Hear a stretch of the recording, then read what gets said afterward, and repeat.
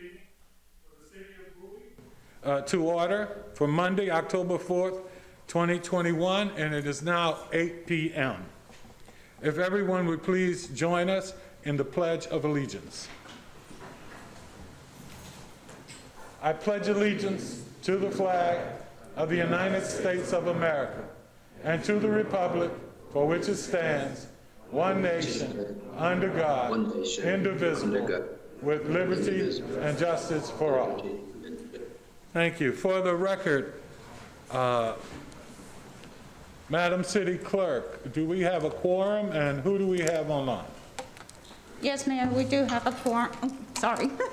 We do have a quorum this evening with 5 council members present, and Council Member Gardner is on virtually.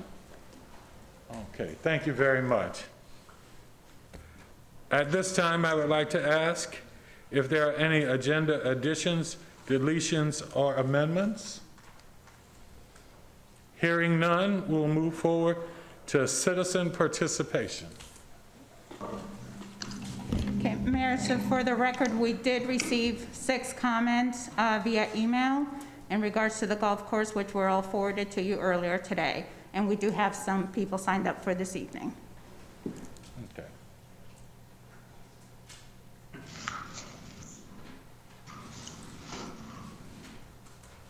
Give me a break.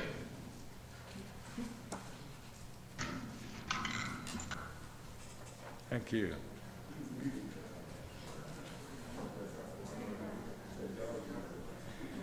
The first person up is Eugene Fields with Kappa Alpha Psi. And shall we go down?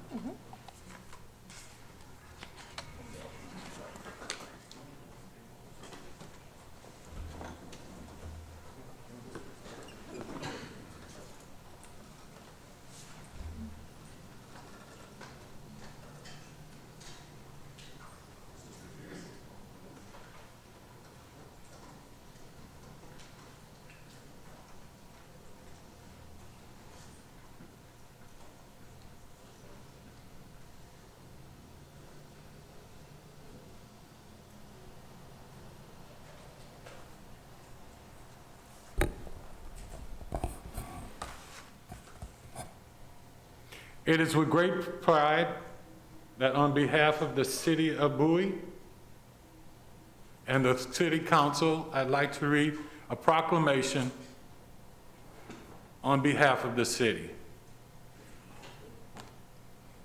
The council of the city of Bowie, Maryland, proclaiming October 4th, 2021 as BMAC Kappa Alpha Psi Day in the city of Bowie.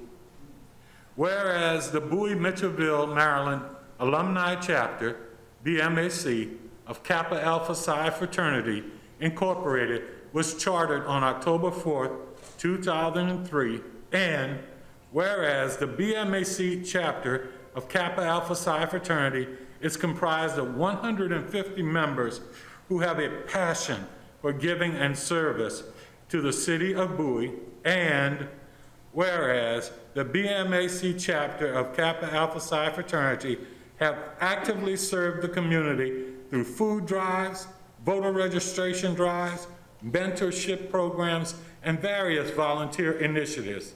And whereas the BMAC chapter of Kappa Alpha Psi Fraternity have a mentoring program for middle and high school age boys, provide scholarships annually to those of the city of Bowie who participate in the mentoring program, participate in the Benjamin Tasker Middle School Career Day, and the Bowie High School Science Fair. Give annual contributions to the Bowie State University Endowment Fund. Give funds to support breast cancer awareness, domestic violence survivors, and other initiatives in the city. And participate in the Adopt a Highway program, cleaning the road in front of Bowie High School at least 4 times a year.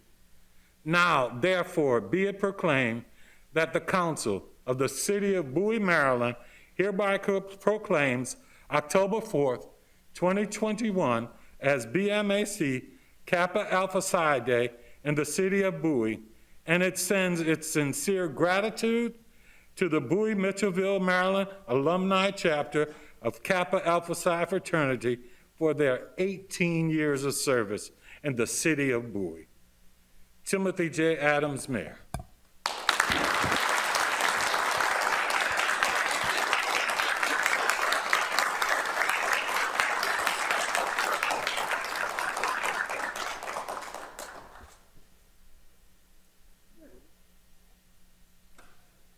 Thank you, Mr. Mayor. Thank you. Give me some space. Just a little bit. To the gentlemen of the Bowie Mitchellville Alumni, Maryland Chapter of Kappa Alpha Psi, I'm Ron Watson, State Senator, proud to represent the 23rd District.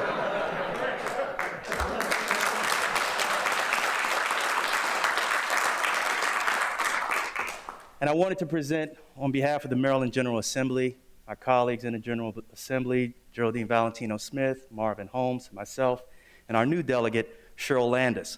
Official citation, be it hereby known to all that sincerest congratulations are offered to Bowie Mitchellville Alumni Maryland Chapter of Kappa Alpha Psi Fraternity Incorporated in recognition of BMAC Day in the city of Bowie, celebrating your service to the community through mentorship, food drives, voter registration drives, Adopt a Highway program, and other community-enhancing initiatives. Presented on this 4th day of October 2021 by my hand, Senator Ron Watson, and also a member of this proud chapter. Thank you so much.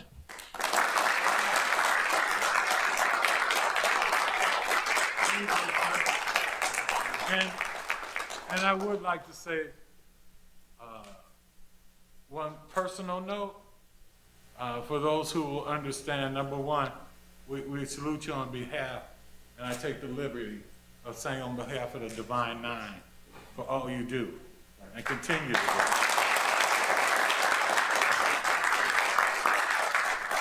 And I would be remiss if I did not say, all things considered, 1911 was a good year.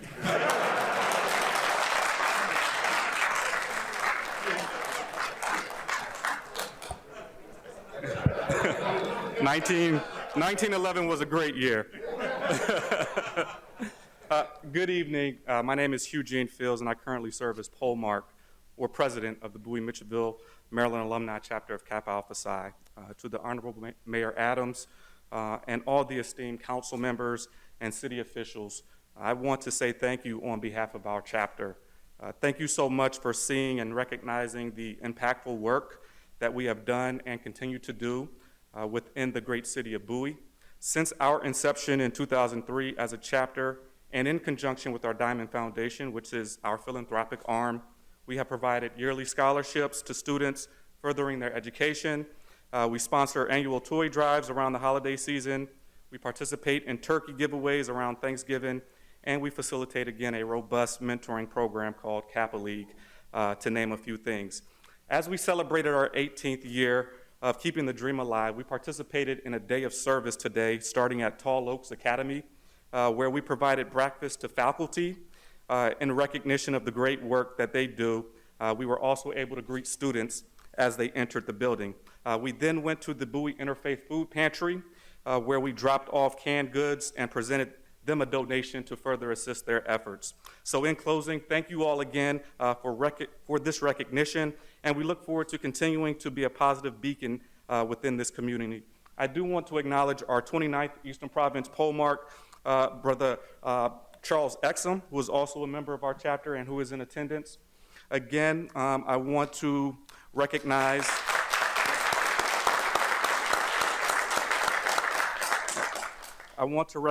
chapter member and Maryland State Senator Ron Watson, again, who is a member of our chapter. Likewise, I want to thank the past poll marks of the Bowie Mitchellville Alumni Chapter for their leadership to get us here. Today we have past poll mark Exum, past poll mark Jennifer, past poll mark Taylor, and past poll mark Crutchfield. All right, thank you.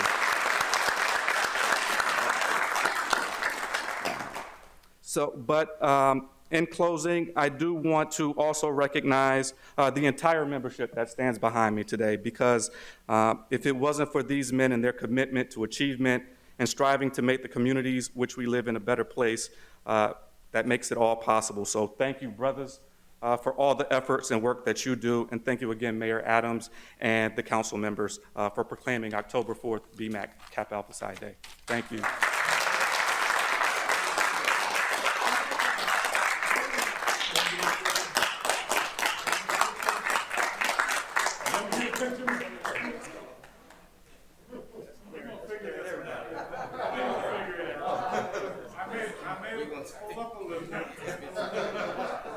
I got a red mask. Y'all got a red mask for the picture?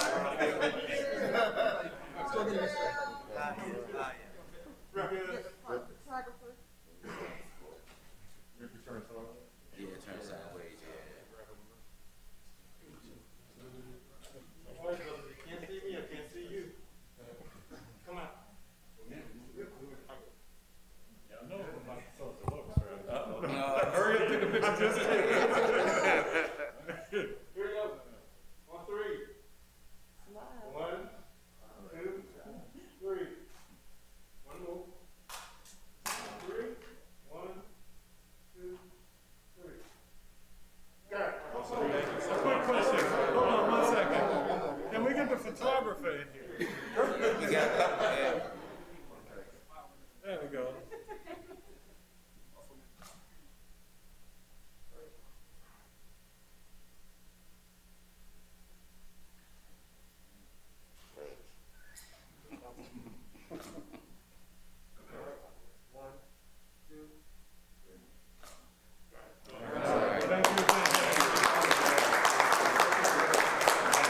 We'll see you again.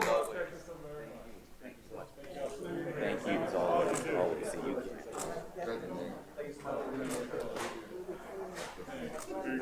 Thank you. Appreciate it, man. Thank you so much. Thank you. Thank you, man. Brother Alex, come on now.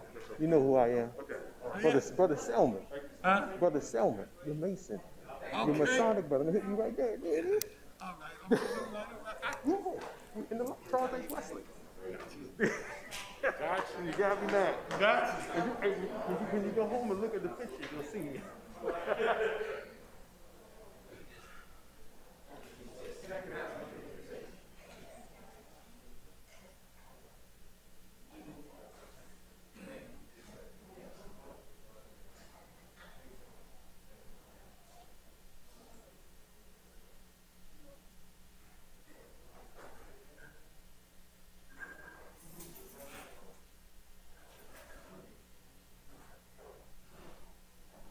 Next up, on the citizen participation, we have Mr. John Thomas.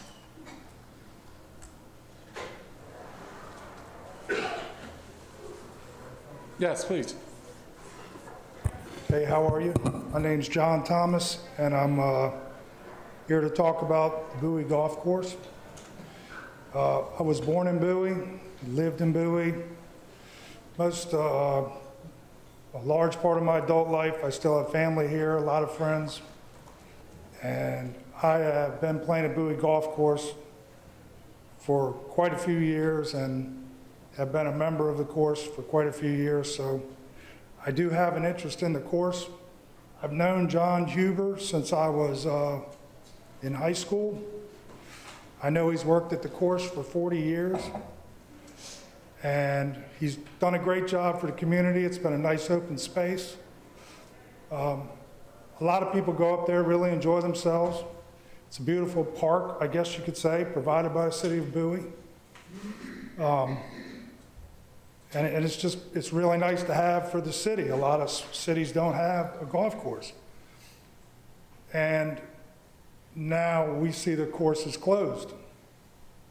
It's not open to play. And I would hope the city could give John, I don't know, a couple years or a 5-year contract or something, maybe to transition to something else, because now it looks like we don't have a plan, and it's closed, and we're not playing. So, I mean, I would hate to see the course go away completely, or houses be built or something like that, because I know the city of Bowie voted to buy the property, so that wouldn't happen. And I just think it's sad that, we're closed now. I couldn't play Sunday, couldn't play this weekend. And I know there's so many people that go up there, so many kids and family members and all. It's a great place for the community. So now it's closed. It's upsetting to a lot of people, I know that. And I just hope that it would be great if John could maybe run it for a couple more years or something, because it doesn't seem like, at this point, it doesn't seem there's an alternate plan. And I'd hate to see it closed for, 6 months, a year, because, maybe there isn't a plan. Maybe you guys could tell us what the plan is, but I know right now, it doesn't seem like there is a plan. And I just think it's sad, and like I said, John's a great guy. He's been around for years and years and years, and done a good job running the course, and people like him. It's a friendly run, atmosphere, environment. But like I said, I know the kids go up there for summer camp, all summer long. It looks like there's 100 of them up there all the time. So I would just hate to see the course not be there anymore. And I think it's sad that all of a sudden it's suddenly closed. And I think there is an alternative, but that's up to you guys. But it is there, and John's a great guy. I've known him a long time. And like I said, maybe I don't know what the city's plans is for it, but if it is to have another company come in and run it, there is a transition that could be made. So I think that would be good for everybody, because I think a lot of people are, upset and sad to see that it's closed. So that's basically what I had to say. But thank you for your time. And Thank you. that's it. Thank you.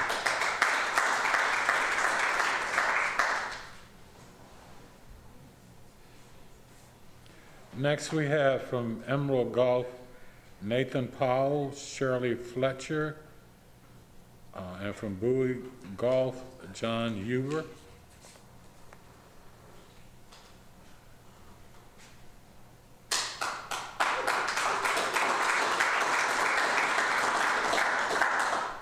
Good evening, Honorable Mayor Adams. The microphone so everybody in the back can hear as well. Thank you. My name is Shirley Fletcher, and I am the president of Emerald Golf Management. I'd like to thank you all for having us here today and giving us an opportunity to speak. When it was announced that Emerald received 7 votes from the proposal that we submitted, we were ecstatic. When we was informed that the city manager's office was instructed to negotiate an agreement with Emerald, we were very happy about that. The city manager requested a copy of our agreement that was within our proposal. We submitted that immediately. We were in hopes that with that agreement, our negotiations would start at that time. 22 days later is when we received a watered-down version of what appeared to be Indigo's agreement. Out of my 20 years of negotiating contracts with federal, local, and state government, I have never experienced something of that magnitude. If I won a contract and negotiations needed to happen, they would contact me and say, there's something within your agreement that we would like to discuss. Can we talk about that? And of course, yes, I would agree to that. And we would go to the table with the winning contract and start negotiations from that point. That didn't happen with Emerald. We provided a response to a proposal. That proposal requested a lease agreement. We provided a lease agreement. It requested that it be long-term. We provided long-term, 5 years with 5 option years.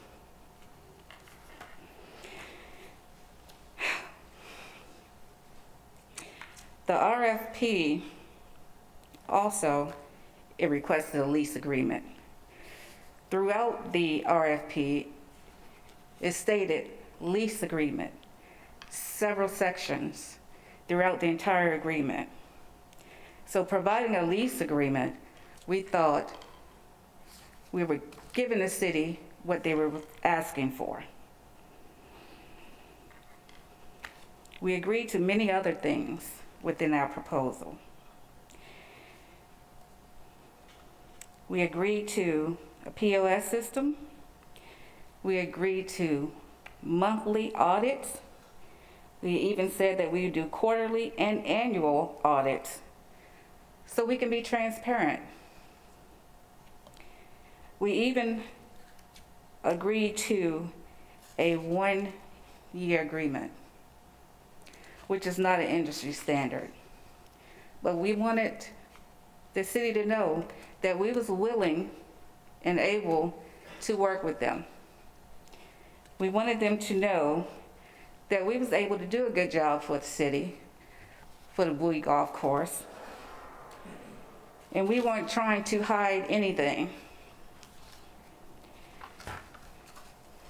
Emerald, in addition,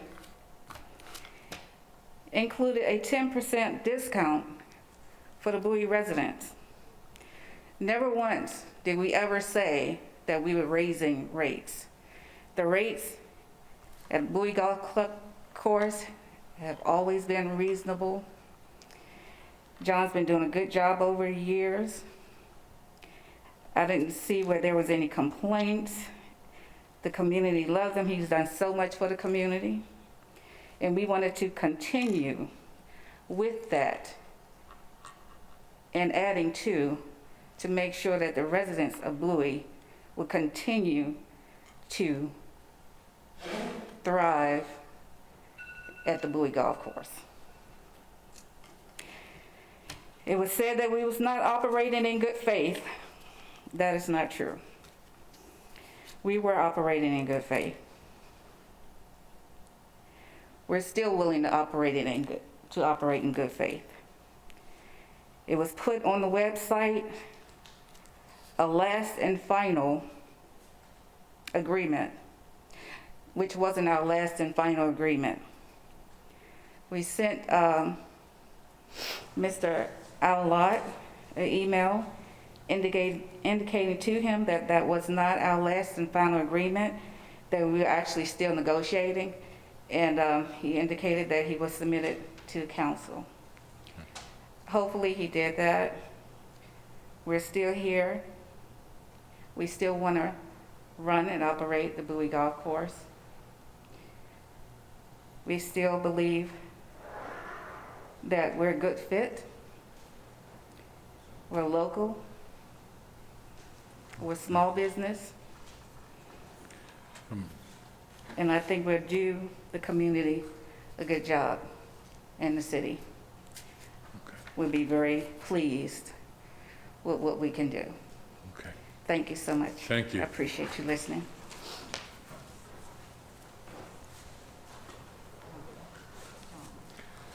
Next, we have Tony Adams.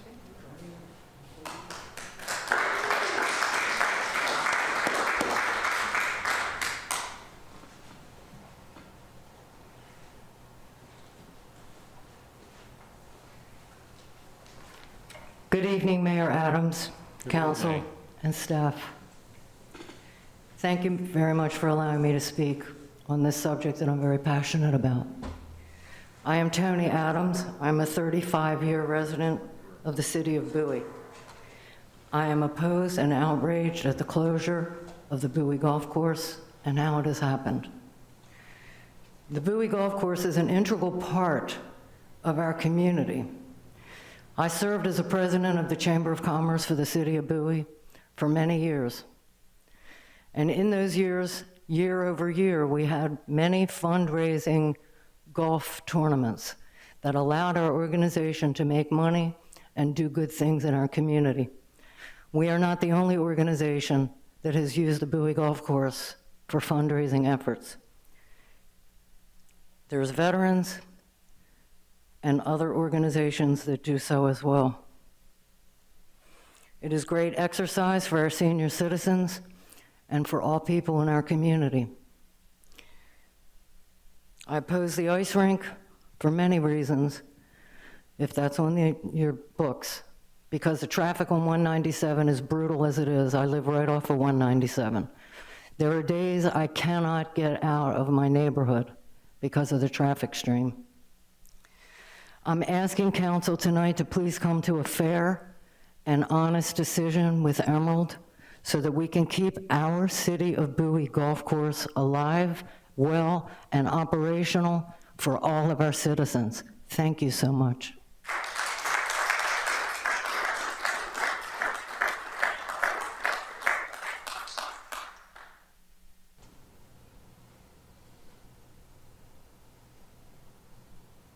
Bear with me as I do the enunciation. Femi Fernand-Hyman.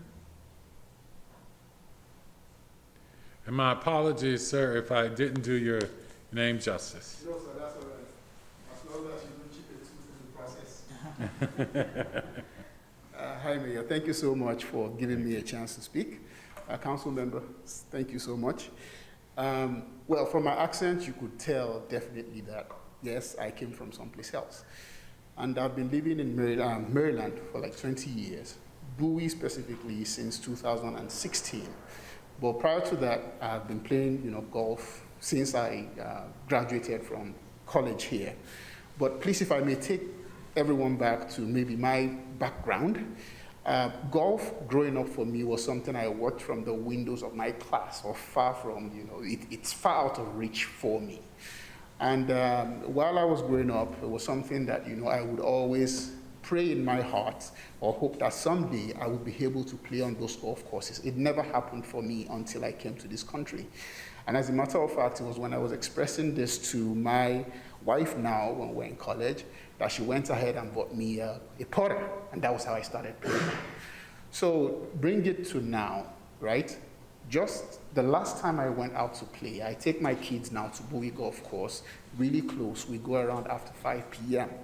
My son asked me, so Daddy, now we play golf. So your prayers have been answered now? I said, hey, you can ask John. He sees me almost every evening this year. And that's one of the reasons why I get out, because things that you can't afford elsewhere, this country makes available to you. And I would want to ask that we please not close down the golf course, because that's the only golf course we have in Bowie. Well, we have Enterprise, and one might say, okay, go to these other golf courses, but some of them are not within the same price range, or they don't just feel right. Aside John Ober, I met our coach this year, yes. They have a program going on that my kids joined, and we've been enjoying it. We concluded with a golf tournament this year, and everybody showed up to have a good time. We all felt like family. And my being here at 8 p.m. for John and I talk, but you don't have my number, we are not that close, but that thing told me I have to be here to at least speak up. Please, I would want to at least appeal to your good side, that you should please do whatever you can to please keep this golf course open, or at least be open to discussions until a final decision is made. So please, if you can consider that, we'll be very grateful, and I will, I'll thank God for you, let me put it that way. So thank you so much. Thank you.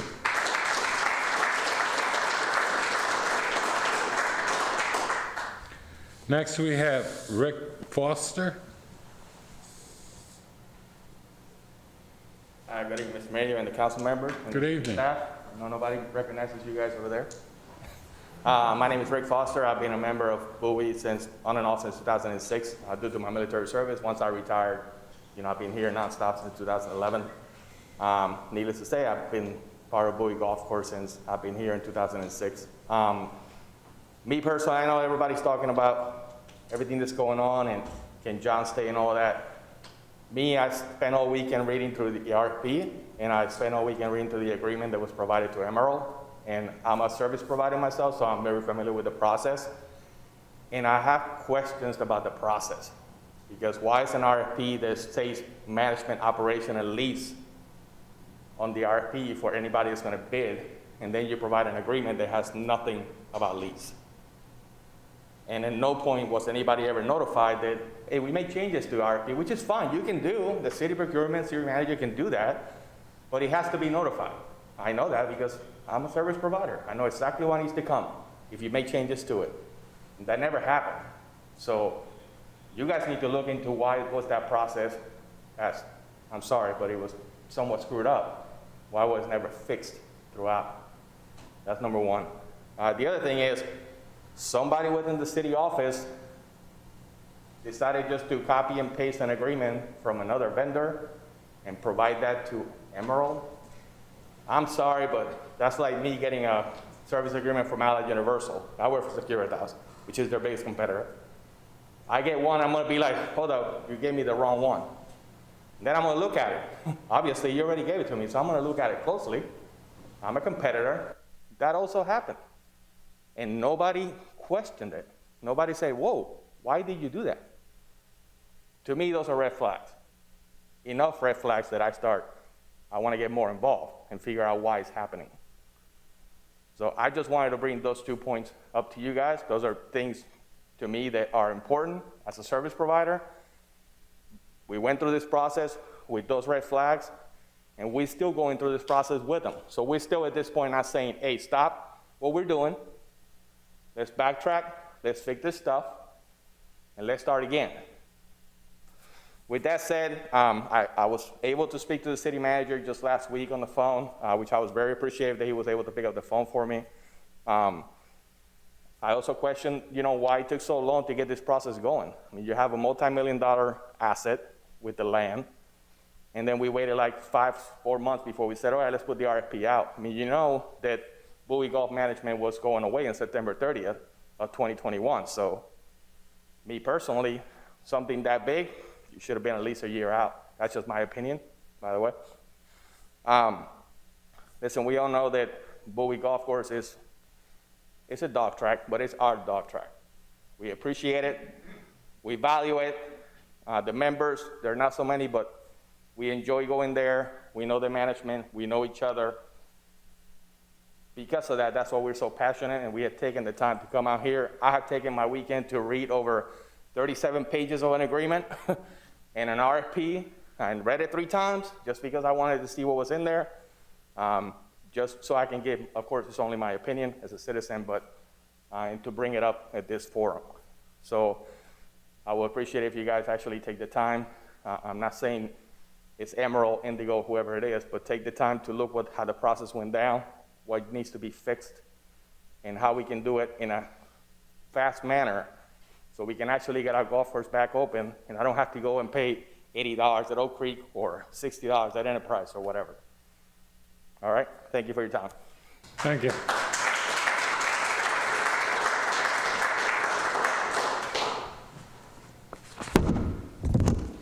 We will now be moving on to presentations and the swearing in of our Bowie police officer. Just please come forward.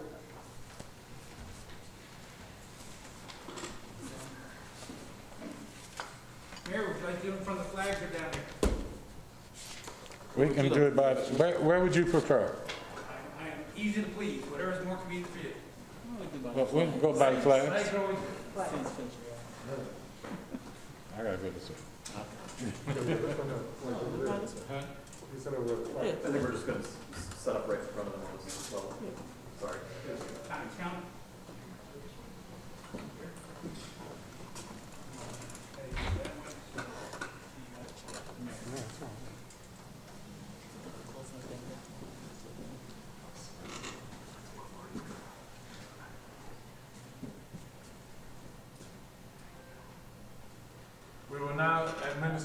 constitutional oath of office. I state your name. Do swear or affirm that I will support the Constitution of the United States That I will support the Constitution of the United States. and that I will be faithful That I will be faithful and bear true allegiance and bear true allegiance to the state of Maryland to the state of Maryland. and support the Constitution and laws thereof. And support the Constitution and laws thereof. And that I will, And that I will, to the best of my skill and judgment, to the best of my skill and judgment, diligently and faithfully, diligently and faithfully, without partiality or prejudice, without partiality or prejudice, execute the office of police officer, execute the office. execute the office of police officer Execute the office of police officer of the city of Bowie, Maryland, of the city of Bowie, Maryland, according to the Constitution according to the Constitution and the laws of this state. and the laws of this state. Congratulations.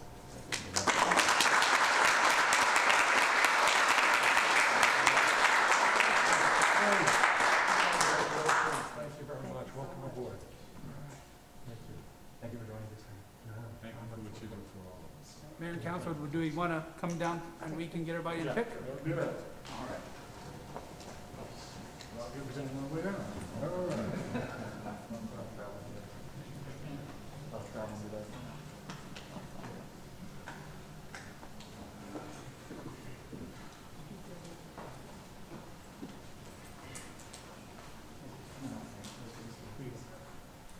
Center council up and then we'll book in. Council in the middle, please.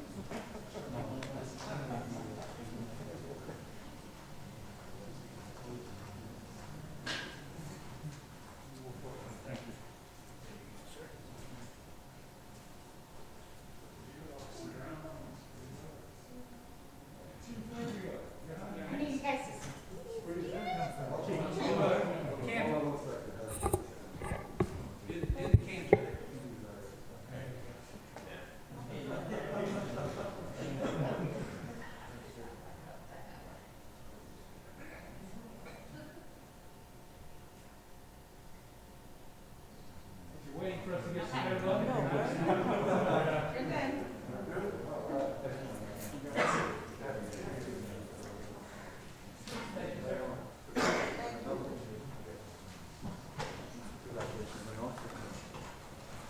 Thank you, Chief.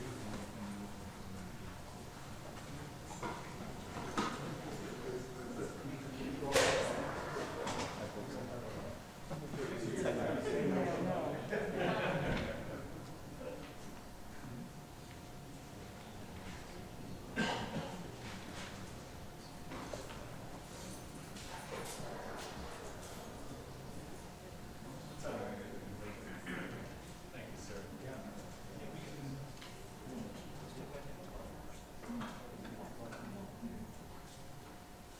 Next, we have city boards and committees.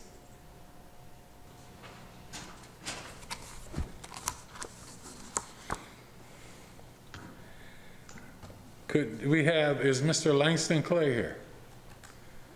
Please come forward.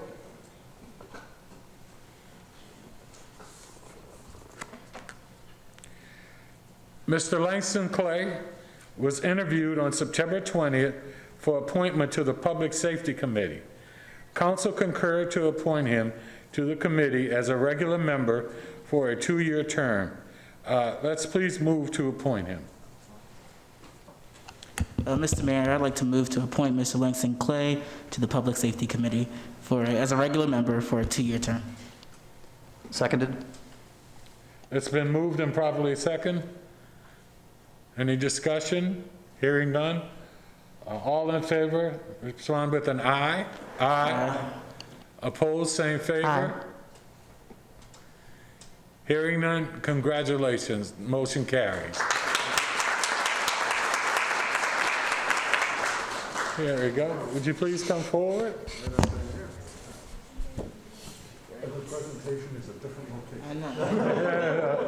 And for you, this is, for those who don't see, this is a certificate of appointment to Langston Clay who is hereby appointed as a member of the Public Safety Committee by the Bowie City Council on October 4th, 2020, Timothy J. Adams, Mayor. Congratulations, sir. Public safety should be in good hands now, right? There you go. All right, pleasure, thank you. Appreciate it, thank you. Thank you Thank you again, so and that's much. for you. And truly, thank you for your service. What's that? Yes, looking forward to it.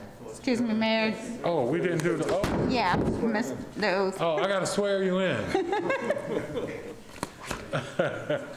I state your name, I, Langston Clay, do swear or affirm do swear or affirm that I will support the Constitution of the United States that I will support the Constitution of the United States and that I will be faithful and bear true allegiance and that I will be faithful and bear true allegiance to the state of Maryland to the state of Maryland and support the Constitution and laws thereof, and support the Constitution and laws thereof, and that I will, and that I will, to the best of my skill and judgment, to the best of my skill and judgment, diligently and faithfully, diligently and faithfully, without partiality or prejudice, without partiality or prejudice, execute the office of regular member of the execute the office of regular member of the Public Safety Committee according to the Constitution according to the Constitution and laws of this state. and laws of this state. And now you're official.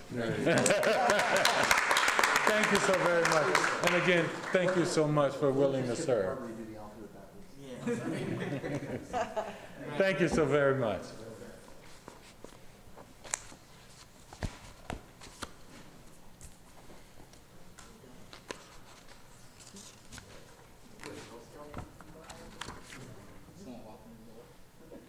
We will now move into council announcements.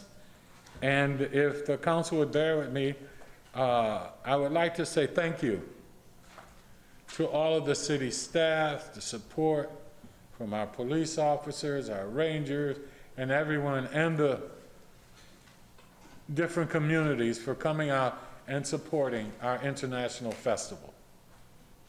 That was a really good coming together of the city.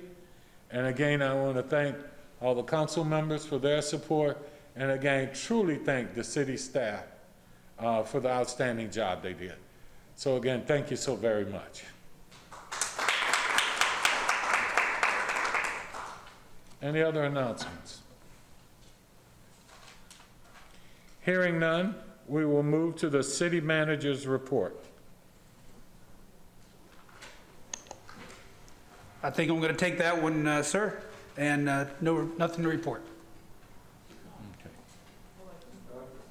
Thank you.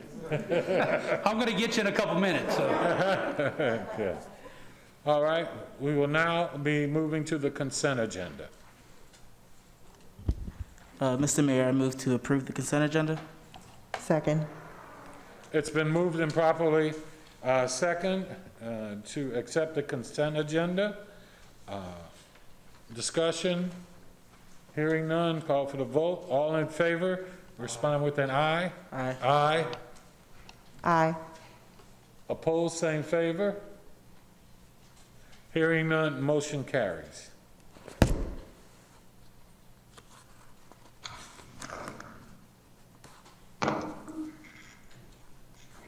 Next on the agenda, we move to old business.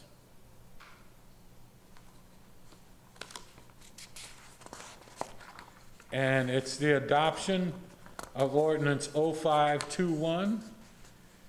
And I will turn that over to city staff. I will defer to the city attorney. Good evening, Mayor and Council. This one's easy. We're just proposing that you add Juneteenth to the calendar of city holidays. You may recall that President Biden, by executive order, added Juneteenth to the calendar of federal holidays, and so this will follow that. However, you don't celebrate all federal holidays, so this you have the option to do just because it's the right thing to do. Okay, thank you. I would like to open this for a public hearing. Madam City Clerk, do we have any comments? No, Mayor, there were no comments for this item tonight. I will declare the public hearing closed at this time. And I will entertain any questions or motions at this time. So moved, Mr. Mayor. Second. It's been moved and properly second. Any discussion? Hearing none? All in favor, please respond with an aye. Aye. Aye. Aye. Opposed, same favor. Hearing none, motion carries. Thank you. Next, we move on to the Bowie. I would like to ask everyone to follow my lead and silence your phones, which I can't seem to find anywhere.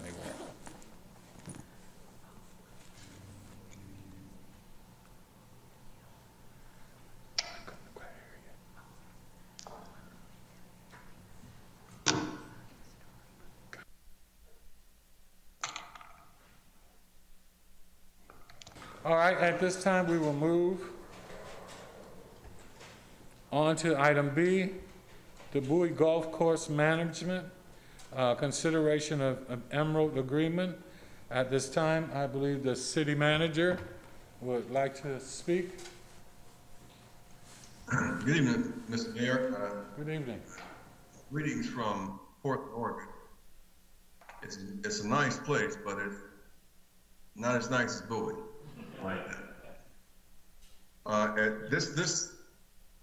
We've been quite involved with the negotiations, and we came to a position where we had to close the golf course temporarily. And but before we get started, I'd like to have Daniel Mears, our assistant, our lead person in the station, just give a analogy of what happened the day we got direction from you all until last week. Dan, go ahead. Good evening, everyone. Daniel Mears, Assistant City Manager. The city had put out a request for proposals for a ground lease management operation, capital improvements, and maintenance of a public golf course back in April. When we received the proposals in June, we had two proposals that were received, but quite frankly, neither of the proposals were responsive to the RFP. So city staff had advised the city council in regards to the areas in which both of the proposals were deficient from what the city was looking for. And the city council directed staff to negotiate an agreement with Emerald Golf Management. I'd like to correct something that was stated earlier during the public comments. I apologize if my video is not showing. It's showing that it's here on my device, but it's not showing up in on the screen. The comments that were made was in regards to Emerald having submitted a lease proposal for the city. That actually was not the case in regards to the proposal that was submitted. They had specifically stated in their agreement that under Chapter 22, or Paragraph 22, that it was not a contract of lease. So the city set about developing a management agreement in terms of the proposal with Emerald Golf Management for the operation of the course. The proposal that was offered to Emerald Golf Management, the city looked at the pro forma that was included in the proposal from Emerald Golf Management and offered a management fee that exceeded the management fee and profits shown in pro forma. And I think fundamentally in terms of looking at the approach that was proposed by Emerald, the approach that was looked at from the city in regards to the management of the golf course, there was a fundamental difference in terms of the agreement that was proposed in terms of how it was structured, in terms of what both parties were looking for. Also, unfortunately, a number of the terms that came back from Emerald were less desirable to the city than some of the terms that were originally included in the proposal that they had submitted in June. And I think that's where we've reached the point where we've been unable to come to an agreement today. be happy to answer any questions from the City Council.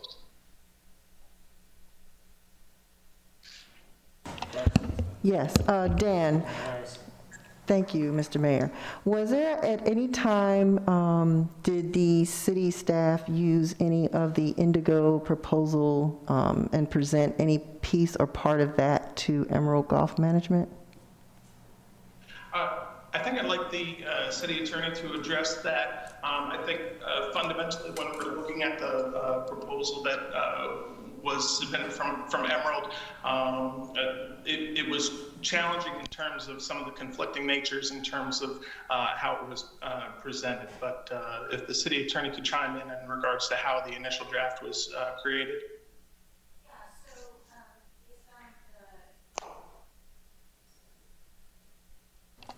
Oh, it's probably off during the ordinance also, I apologize. Yeah, during the initial preparation of a draft to go to Emerald, based on the terms that council had indicated to staff that you'd like to see in the agreement, we used the skeleton, the structure of the Indigo proposal because it made sense. We didn't offer them the Indigo proposal. We, as I say, used it as a scaffold.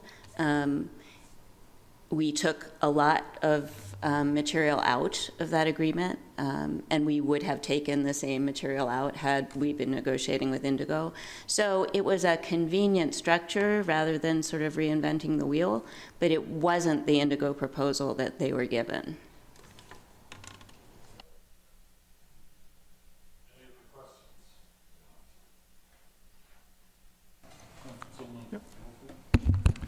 Mr. Mears, I want to ask a few questions, and perhaps you can provide me some insights on this. I know that some of this was from earlier in the conversation, but I know that there were some significant concerns early on in the process with regards to issues around the books, residential rates, capital improvements and who gets to decide on those, and the I understand that the lease changed. It was a lease, it wasn't a lease, but if I'm correct, there is no expectation of any rental income, no lease payments until year 4. Can you speak to any of those things? Certainly. When the original proposal came from Emerald, there were no lease payments associated with the agreement. Subsequent versions showed lease payments coming to the city of Bowie in year 4. After the version that was uploaded to the agenda, Emerald provided another version which included lease payments to the city that would begin in year 1. Unfortunately, the lease payments that they have proposed within their agreement are not sustainable with the pro forma that they had submitted. So that is not something that is viable. I did want to make a specific note in regards to the most recent agreement associated with the lease payments. They did state that the lease payments would be contingent upon capital improvements that would be made and sufficient revenue coming in to Emerald. So they were not actually definitive lease payments that were included even in the latest proposal that they provided to the city. Associated with capital improvements, one of the things that the city realized with the proposals that were received is that neither of the proposals were looking to take care of any of the capital improvements. So the city council, through its discussions, acknowledged that it would be taking on capital improvements associated with the golf course.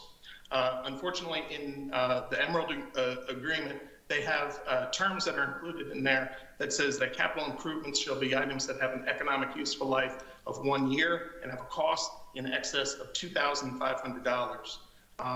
Their agreement in terms of the proposed language states that Emerald shall be, the city shall be responsible for the payments of all capital improvements, and all decisions as to whether or not to undertake any capital improvements or projects shall be made by Emerald Golf Management. So one of the very difficult provisions for that is that Emerald would be having a say in regards to the capital improvements that the city would be making, and that was not an acceptable term. Did I address all your questions, or is Yeah, it? actually, a couple more for you. Can you speak to this issue of rates? Because I know that there was some confusion about that earlier, and there was a escalation, 110% rate discussion at some point as well. Yes, so one of the things that the City Council had included in its proposal to Emerald was having a residential rate component associated with that. That was not included in any of the agreements until, as I mentioned, the one that was just received last Friday from Emerald. They had included in their initial proposal in regards to how rates would be calculated, that they would not, in the initial proposal, stated that they would not exceed 110% of comparable courses within the area. When we received the proposal back from them, that language had been removed, which was essentially a cap or a throttle in regards to how much the rates would be increased. So it was viewed negatively in regards to a change in regards to how they would be coming up with the rates for the project. There was also some concerns about having a PGA certified teaching professionals and a commitment to staff. Can you speak to those for us? Yes, one of the initial provisions that was included in the proposal was that they would have a PGA certified teaching professional providing lessons in their agreement. The revised agreement that came back removed the term PGA certified teaching professional, and it would just be a teaching professional. So we viewed that as negative compared to the initial proposal submitted. And I'm not sure if I should be asking you or if I should be asking the city attorney. Can someone speak to the issue of assignment of the contract, the ability to typically to assign a contract to others once it's been engaged with the city? I don't know if Dan has something on that. We would ordinarily include a provision that you can't assign the contract because we're contracting with a specific entity based on its particular skills and personnel and expertise. I don't know, Dan may know whether they took that out as well.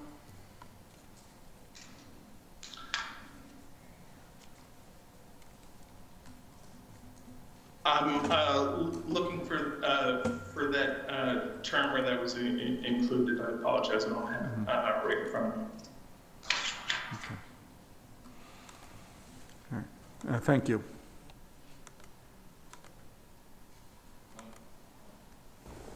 Council, any other questions? Just have a couple of things real quick. Councilor Stephen? Thank you, Mr. Mayor. I appreciate my colleagues' questions. Several were preempted. So first off, I think I can safely say that all 7 of us on the City Council are committed to maintaining golf in Bowie. I think that goes without any question. Over the last 40 years since we've had a Bowie golf course, there's been rumors that pop up, sometimes once every couple of years, sometimes once every couple of days, it feels, where there's a new plan to sell the property to a developer and build a bunch of homes. I can assure you 7-0, that's never been a controversial issue for this council or any previous ones. We bought the property specifically to maintain it, to protect it, to use it as a public amenity, and we're all committed to continuing to do that. This is not, unfortunately, a particularly new issue. It's just the next stumbling block in a series that we've had with all of our recreational amenities in Bowie. We are one of the more amenitized communities in the region. We're very proud of that. None of our facilities serve only Bowie residents. None of our facilities make a ton of money back. Most of our facilities lose money, and that's largely by choice. We want them to be public, we want them to be affordable, we want them to be accessible. The challenge that we have is we're reaching the point where all of our amenities are really beginning to age. Our golf course is a half-century old, and the pictures that we get on what it looks like are increasingly bleak. When we see the wooden interiors and the roof and all the equipment that needs replacing. Our basketball courts, we've invested a lot of money improving things there. That's one of our newer facilities. Our golf course is, especially for many of our regular players, I think someone referred to it as a dog track earlier, but our dog track, I think that's how a lot of us feel as well. It's not in the best shape. It definitely needs some TLC, and we're committed to make that happen. We, on the last council, visited the golf course over a series of many meetings with a consulting firm at the time to look at all the specific things that needed improvements. We got on the phone with our state lawmakers about possible sources of funds to improve the historic property on the site, to start repairing the irrigation. And the city began on a long series of scheduling capital projects to improve the course, and we're going to stick to those. We are committed to making that happen. It will hopefully not be a dog track for very long. It won't be able to all be done overnight. It's a lot of money, but we can, over the course of several years, continue to make some improvements to it so that it can be a really great amenity. And with the closure of so many of the other golf courses in the area, as many of you wrote to us about, we totally recognize the importance of maintaining this particular amenity, and we also get that it can be very successful. I don't think we'll have any shortage of players anytime soon for quite a while. So we're all committed to keep it going. Our only challenge is simply one of management. The Bowie Golf Course is the only facility we have that is not directly run by city personnel. The gym is run by city employees, the courts or the ice rink's run by city employees, the senior center is run by city employees. The golf course is not. For 40 years, we've had a private company, Bowie Golf Management, running the facility for us. For most of that time, I think the relationship was very fruitful for both sides. As the owners of the previous company, I think, kind of approached retirement, I think the relationship changed a little bit, just from my perspective, just my observation. We discovered over time that much of our relationship with the previous company was largely built on trust. And we specifically discovered that when we would go to our contract whenever there was an issue and realize, a lot of this isn't enforceable. So we quickly learned that trust was really important in that relationship. Over the course of the last few months, as we've kind of gotten a closer look at the operations of the golf course, we've realized there are a lot of things that moving forward we absolutely want to improve upon, and a lot of things that we want to do a little bit differently.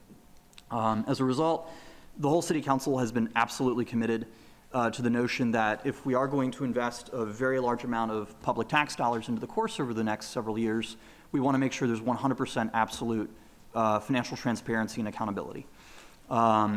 We want to make sure that if we're doing all the major capital improvement projects, that we're able to set the pace of those projects. We recognize that there's a lot of costs involved in this. We wanted to make sure in writing that the city council would have final say over rates and that we would be able to keep rates low. These were all non-negotiables for us from the beginning. And I think the challenge that we had is that at times, my observation was our negotiating partner simply had a different philosophy. I think they wanted to come in. We're very proud of the fact that they had the potential to run a very independent facility, more similar to the arrangement we had with Bowie Golf Management. And throughout the process and throughout the negotiation, it just seemed to us as though there was kind of an irreconcilable difference of philosophies about that.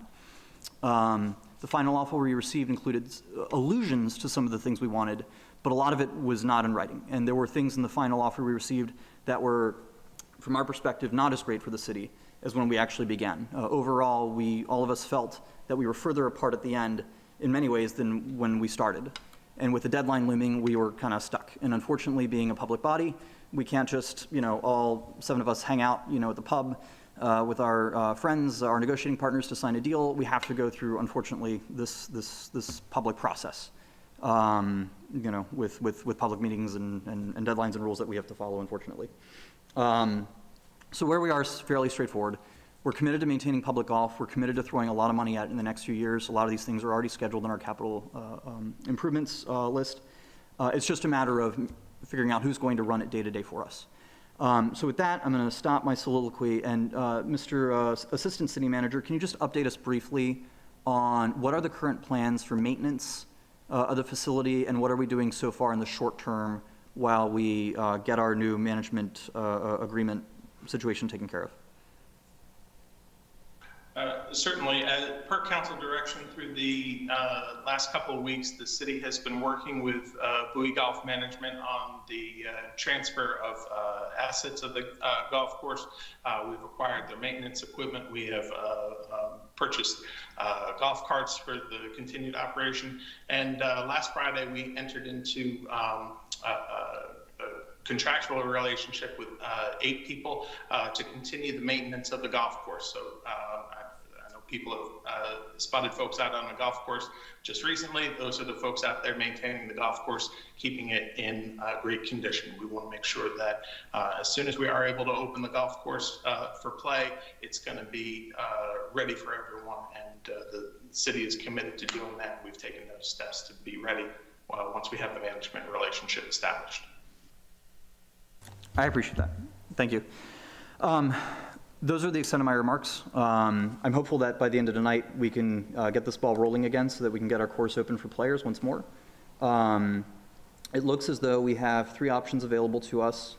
And then I'll turn over the mic to my colleagues. One, directing the city manager to negotiate an agreement with another professional golf management firm, soliciting a new proposal for management for the golf course, or developing a budget, hiring staff, and working towards city management of the golf course. I know that in none of these cases are these going to happen overnight. In conversations with my colleagues and with staff, I get that some of these options are certainly better than others, but those are the 3 that we're basically looking at this evening. And with that, I'll turn it over to my colleagues if they have anything else.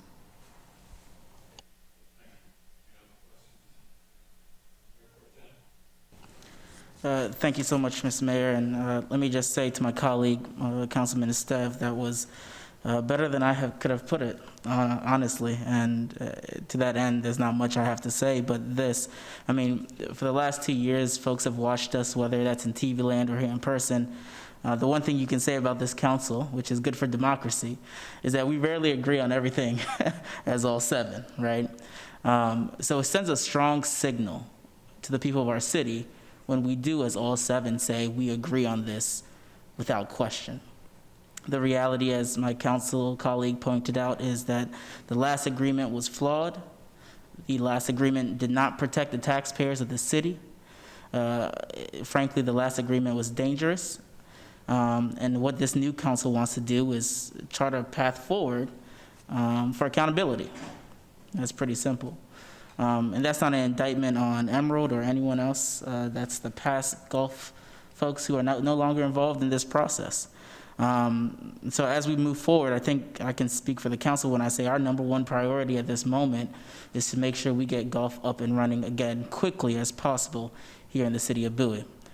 So with that, Mr. Mayor, I have nothing else to say. Obviously, we have discussed this for a very long time as a council in closed session. I know people have had one-on-one meetings with folks as staff have briefed us a long time of this. So from a policy angle, I don't have any more questions because I think I've asked council, our city staff, everything I could. But I do want to say that I'm proud that our council took such a bold step to say, you know, we're going to actually just focus on the taxpayers in this case and do what's right to make sure that Bowie Golf is here for a long time. Hey, Mr. Mayor. Councilwoman, excuse me. Pardon me, Mr. Mayor. I can go after Councilwoman Harrison. Sorry about that. This is Councilman Morton. Okay, well, we'll go with, Just 1 second, I'll be brief. Okay, thank you. Councilwoman Harrison. Okay. We'll acknowledge Councilwoman Harrison, and then we will go to Councilwoman Ndabamadu, and then we will go to Councilman Gardner.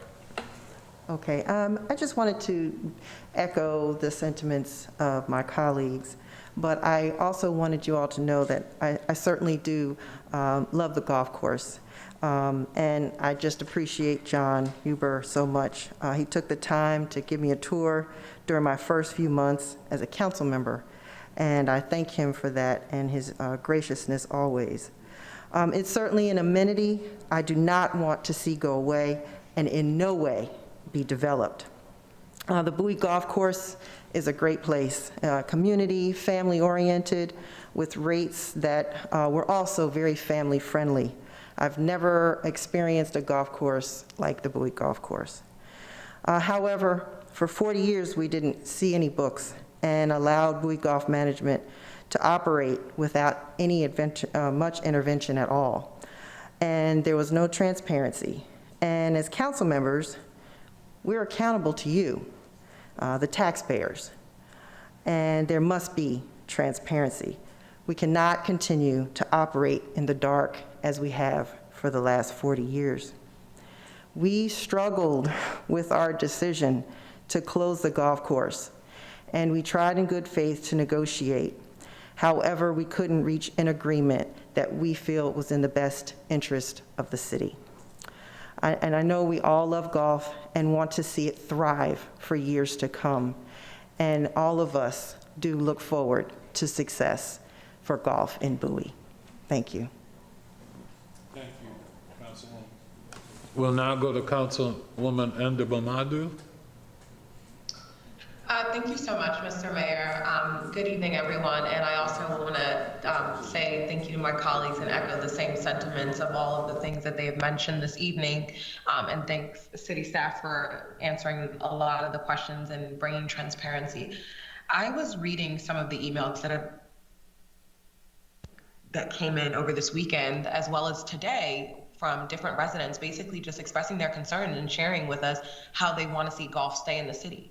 And what it really brought out to me was that there was this kind of, I guess you would say, miscommunication where people weren't really understanding what we as a council were trying to do on behalf of our residents. I think really what you're seeing is we're trying to make sure that as a city, we are operating in the most transparent and accountable way, like many of my colleagues have mentioned.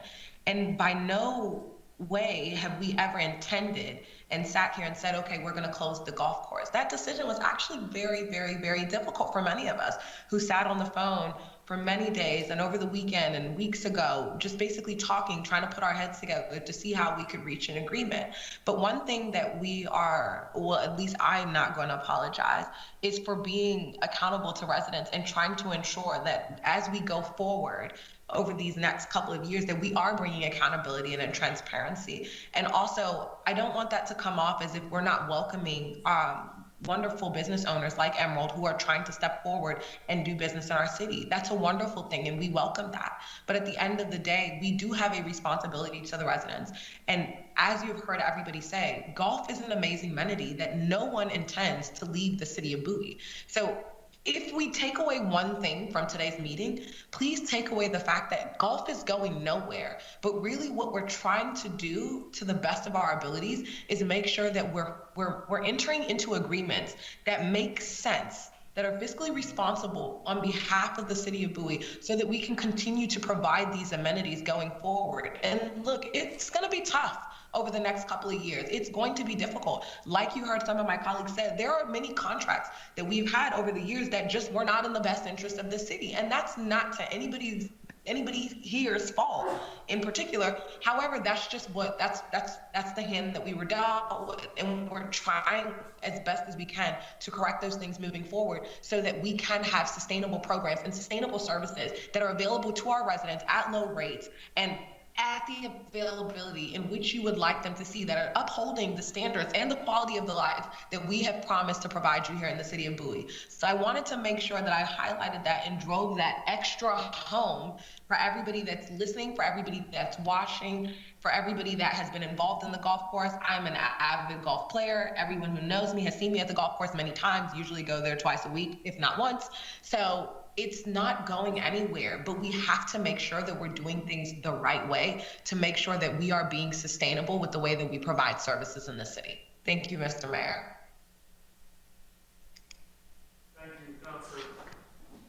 Thank you, Councilwoman Ndabamadu. And we'll now go to Councilmember Henry Gardner. Yes, thank you, Mr. Mayor. Thank you. I want to start off by saying I'm going to be very brief this evening. And first, I want to thank staff for delivering a great report and recommendation to include our city attorney as well. And I really want to echo the words of Mayor Pro Tem Walfa. Rarely do we all on this council stand on the same side of the fence when it comes down to particular items. This particular item, we are all united. We believe that this agreement with Emerald was a bit difficult to swallow. So as a result of that, staff has moved to taking over the golf course until further notice. I want to support strongly the words of Councilmember Ndabamadu and driving it home as clearly as possible to all residents and those who frequent the Bowie Golf Course. We are not removing golf as an amenity for residents and those who frequent the Bowie Golf Course. Golf is here to stay. We're just looking for a great management relationship that works best for the residents as well as the actual golf course itself. Again, I want to thank staff and all of the residents who have been through just this ordeal, just the inconvenience of it all, and just remain a bit patient. We're going to take care of this. I promise you, we're going to deliver as we have always done so before. But I again, thank you, staff. Thank you, Mr. Mayor, and have a good evening, everyone.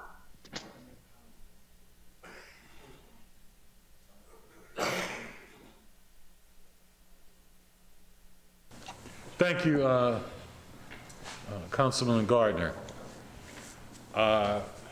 If there are no other comments, I'd like to make a few comments at this time. First and foremost, I want everyone to know that all of us, as a council, the city staff, and everyone views the Bowie Golf Course as truly a treasure for the city of Bowie.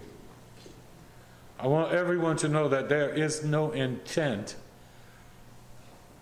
to do anything other than get the Bowie Golf Course back operational.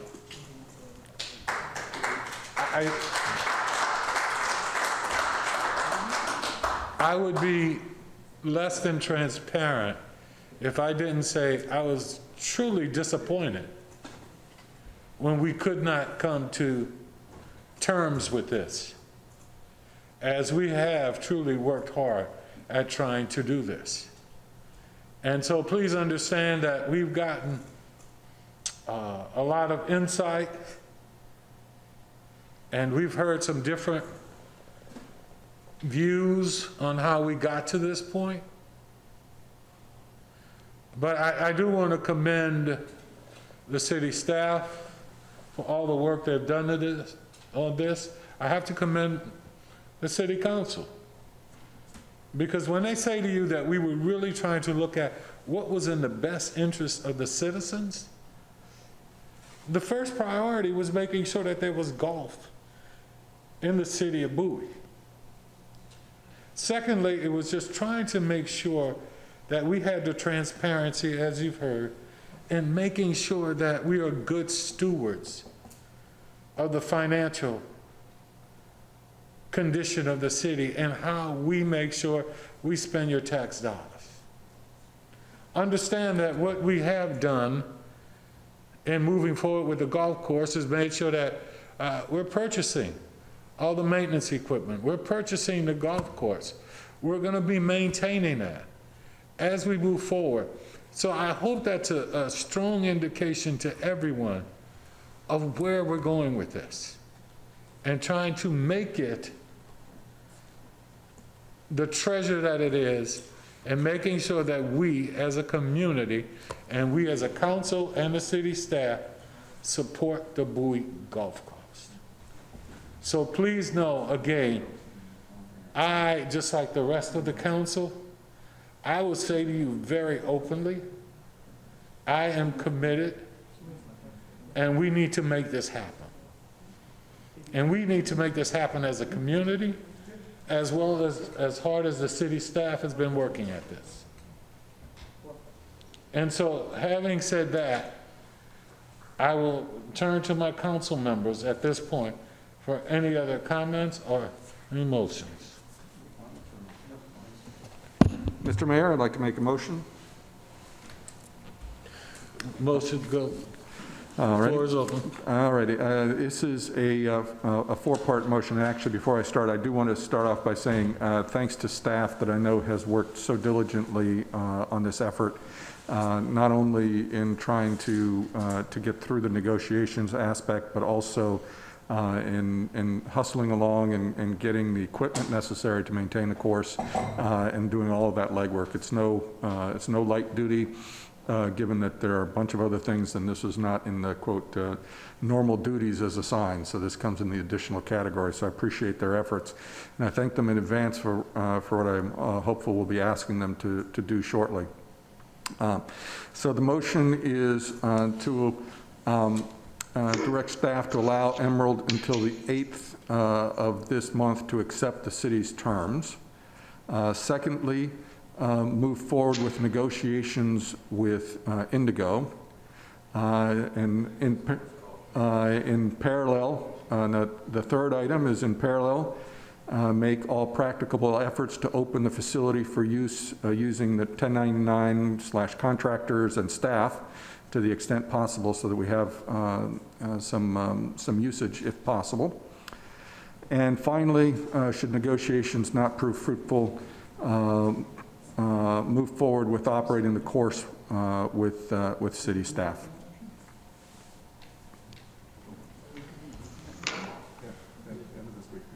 Sorry, city staff, did you guys get that? Can you repeat that, please? I didn't, that was a lot. Yeah, I had some clarifications too, thank you. You bet. So the first is to allow to the end of this week, which is the 8th of October, to allow for Emerald to have the opportunity to accept city's terms and as have been covered. Part 2 is to move forward, authorize staff to move forward with negotiations with Indigo, the other vendor. Item number 3 is to make all practicable efforts to open the facility on a temporary basis using contractors and staff. And the final one is should negotiations with Emerald and Indigo not prove fruitful, move forward with operating the course with city staff. Point being is we want golf in the city. I can second that. Second. It's been moved and properly second. Discussion? Mr. Mayor, Okay, go ahead. Mr. Mayor, I just want to answer the question that Mr. Bowie asked. We understand the assignment. We got it. All right, any discussion? Councilwoman Endebamadi? Yes, Mr. Mayor. I understand the motion that Councilman Orr made. I just kind of wanted to explain really quickly for my residents that are listening, in terms of the way that I'm gonna vote, because I don't agree with one part of the actual motion that was made. The last part of the motion is basically saying that if all else fails or whatever happens, that essentially the city of Bowie would take on the golf course as a city amenity and run it by city staff. I can't agree to that, only because I don't believe that the city of Bowie has the expertise to continuously get in the recreation business. And unfortunately, we just have not done it well. And so I cannot support us taking on another city service as a city when we don't have that expertise. And that's just not the business that I believe that we should be further continuously getting into year over year when it clearly has not worked out for us. And so I can't support that motion the way that it stands. I support the first 3 items. I cannot support the latter part. And so if the motion is for a vote that goes on all 4 of those items, I unfortunately can't support that at this time, only for the last item. So I just wanted to clarify that.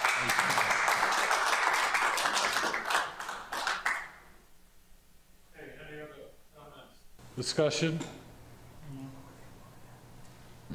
I think the one thing that I will add prior to the vote is that this does give all those who have listened this evening an opportunity to address whatever may have been the miscommunication, if any, an opportunity to understand that and short-term rectify that. And so it gives that moment. So having said that, I think we do have to move in a way that will get the Bowie Golf Course open and get that treasure back to where it can be utilized by our personnel. Thank you, Mr. Mayor. I just wanted to ask you for, our maker of the motion, would you be willing to change the last piece? I know we want to get the golf course open, but I do tend to agree with Councilmember Ndebumadu about the fourth option that you presented. Yeah, I don't think there's a practical way. Without that fourth option, we will have no golf in Bowie because for quite some period of time, because to go through another contract solicitation proposal, to come back and only get maybe a couple people, we only had 2 vendors that came in the first time. So if I don't have some sort of kind of future plan, worst case scenario, it's my least desired option as well. My preference is to have a firm come in and do this that has the expertise. I think that's better than having to go and hire the expertise, which is what we would have to do. And it's clear there aren't hundreds of vendors out there right now, knocking on the door that would be willing to do it. So I don't think we would get anything different other than what we got now. So I think we back at the same place without without a solution and a golf course that's nobody's using. That's my only concern. If there's a way out of it, I'm all in favor. I'm not looking to do it that way myself either. It's really as a last resort. Well, is there any way? Mr. Mayor. I'm sorry. Is that Councilman Gardner? Yeah, Yes, can Mr. we Mayor. let Councilwoman Harrison finish? Because I think she was about to say one more thing. Yes, go ahead. Yes, go ahead, Councilman Harrison. Thank you. No, I was wondering maybe if we change it to say that we would, I totally understand your point, but maybe if we revisit after the 8th and then Sure. perhaps That's perfectly fine. negotiations with Indigo, if those don't move forward, we'll know that within a certain amount of time. And if we give ourselves some time, then we can come back and revisit the city option, but I prefer to take that piece out Yeah, all of right, this current that's fine. motion. We can strike that. Thank Wanna you. make yeah. I'll strike, okay. No, go ahead. It's I yours. was gonna say, I'll strike that final item, and we can readdress that later, should it be necessary. Thank you. City staff all good with the clarification with the friendly amendment? I got it, thank you. Thank you. Just double checking with our city attorney, are we all proper here on all that process? Yes, Wonderful, thank you. Yes, sir. we are. Yeah, I was gonna call the question so we can end debates, but let's just, yeah. that's Call fine. for the vote? Yes. Okay. All in favor? Aye. The motion has been moved. Sorry, Mr. Mayor, I'm gonna call for a roll call vote here. You'd like a roll call vote? Okay. It's been moved and properly second. Discussion is over. We'll now do a roll call vote. And you can begin with me. Sorry, Mayor, can you repeat that last part? You You can said- begin with me. Okay. Mayor Adams, Aye. Councilmember Gardner, Aye. Councilmember Harrison, Aye. Councilmember Esteve, Aye. Councilmember Wolfley, Aye. Mayor Pro Tem Boafo, Aye. Councilmember Ndebumadu. Ayes have it, Mayor. Okay, the count is 7-0. Motion carries. Thank you. All right, moving to our next item on the agenda. Chief, how are you this evening? Good, sir. You remember how I was very brief before? Don't leave on my account. So, you remember I was brief before. You have in front of you a large packet of information. I'm going to try to hit the highlights.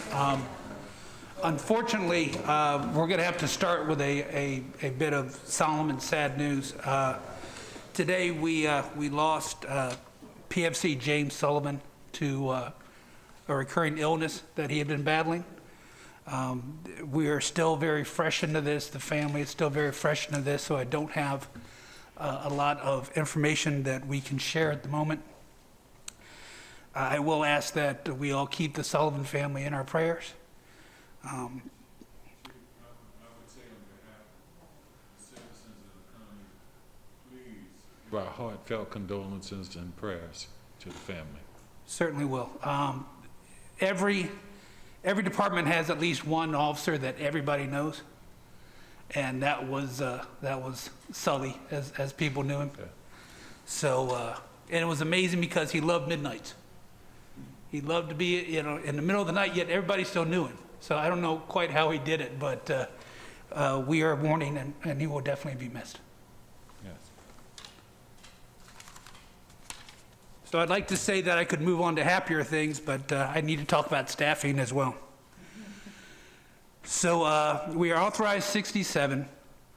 We actually have 6 openings. That puts us down to 61.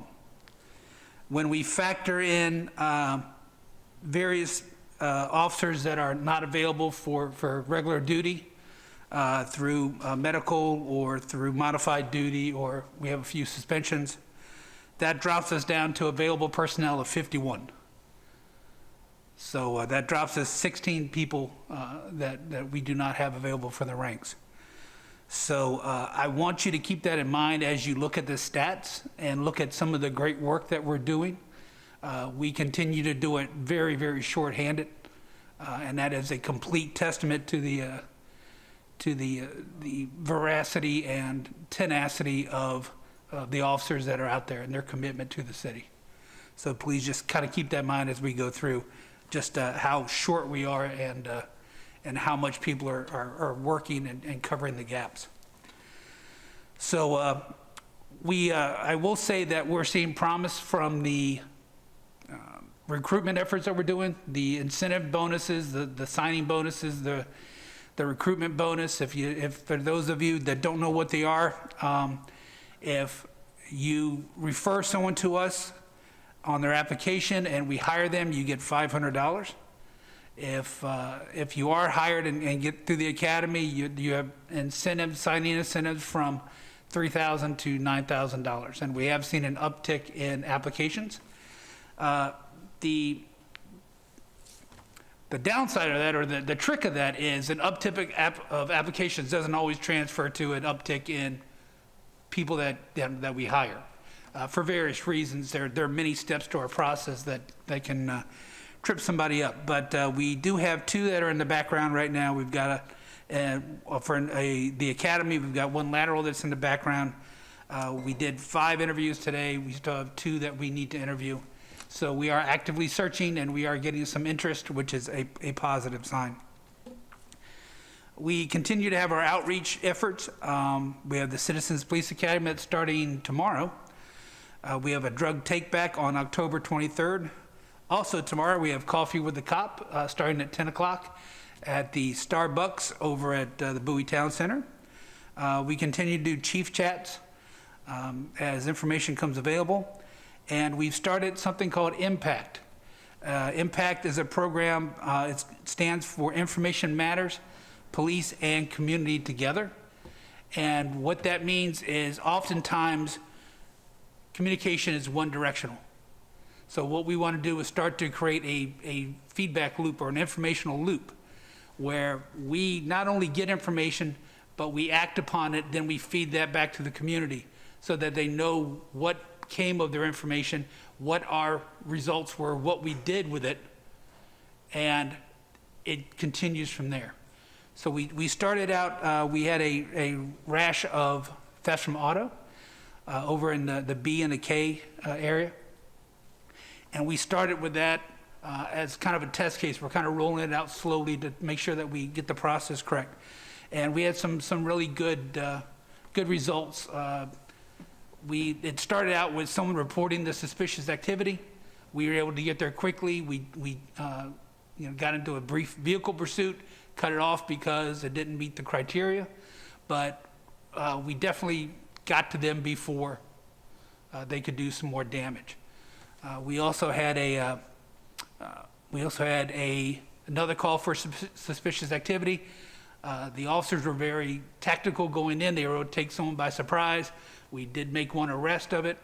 And it kind of goes back to what we've been saying about you have to lock your cars, you have to take your things inside. And while we interviewed the person, the guy said that, you know, we come to Bowie because we know it's sweet here. People have nice stuff, they don't lock their doors, so we know it's good hunting ground. So they just admit this is why they come here. So it's that exchange of information, the continual education. It's the residents that are paying attention, calling us, we're able to respond and make things happen. And then we circle that loop. Again, we keep looping and giving that information back to them so that we become not only more efficient, but the residents understand what we're doing, what the results are. And the results may not always be as positive, but they need to know what their efforts and what their reporting gets them. So we're going to continue to build on that. It's a great way. We're partnering with the Public Safety Committee. Mr. Grayson from the Public Safety Committee is our community contact. He'll be helping to spread the word and build community contacts as well. So it's not just the police department driving it, it's more community involved and it's a more holistic approach. I know or Councilman Wolfrey will be happy that our crime map, I've been promised our crime map will be up tomorrow. The link will be active.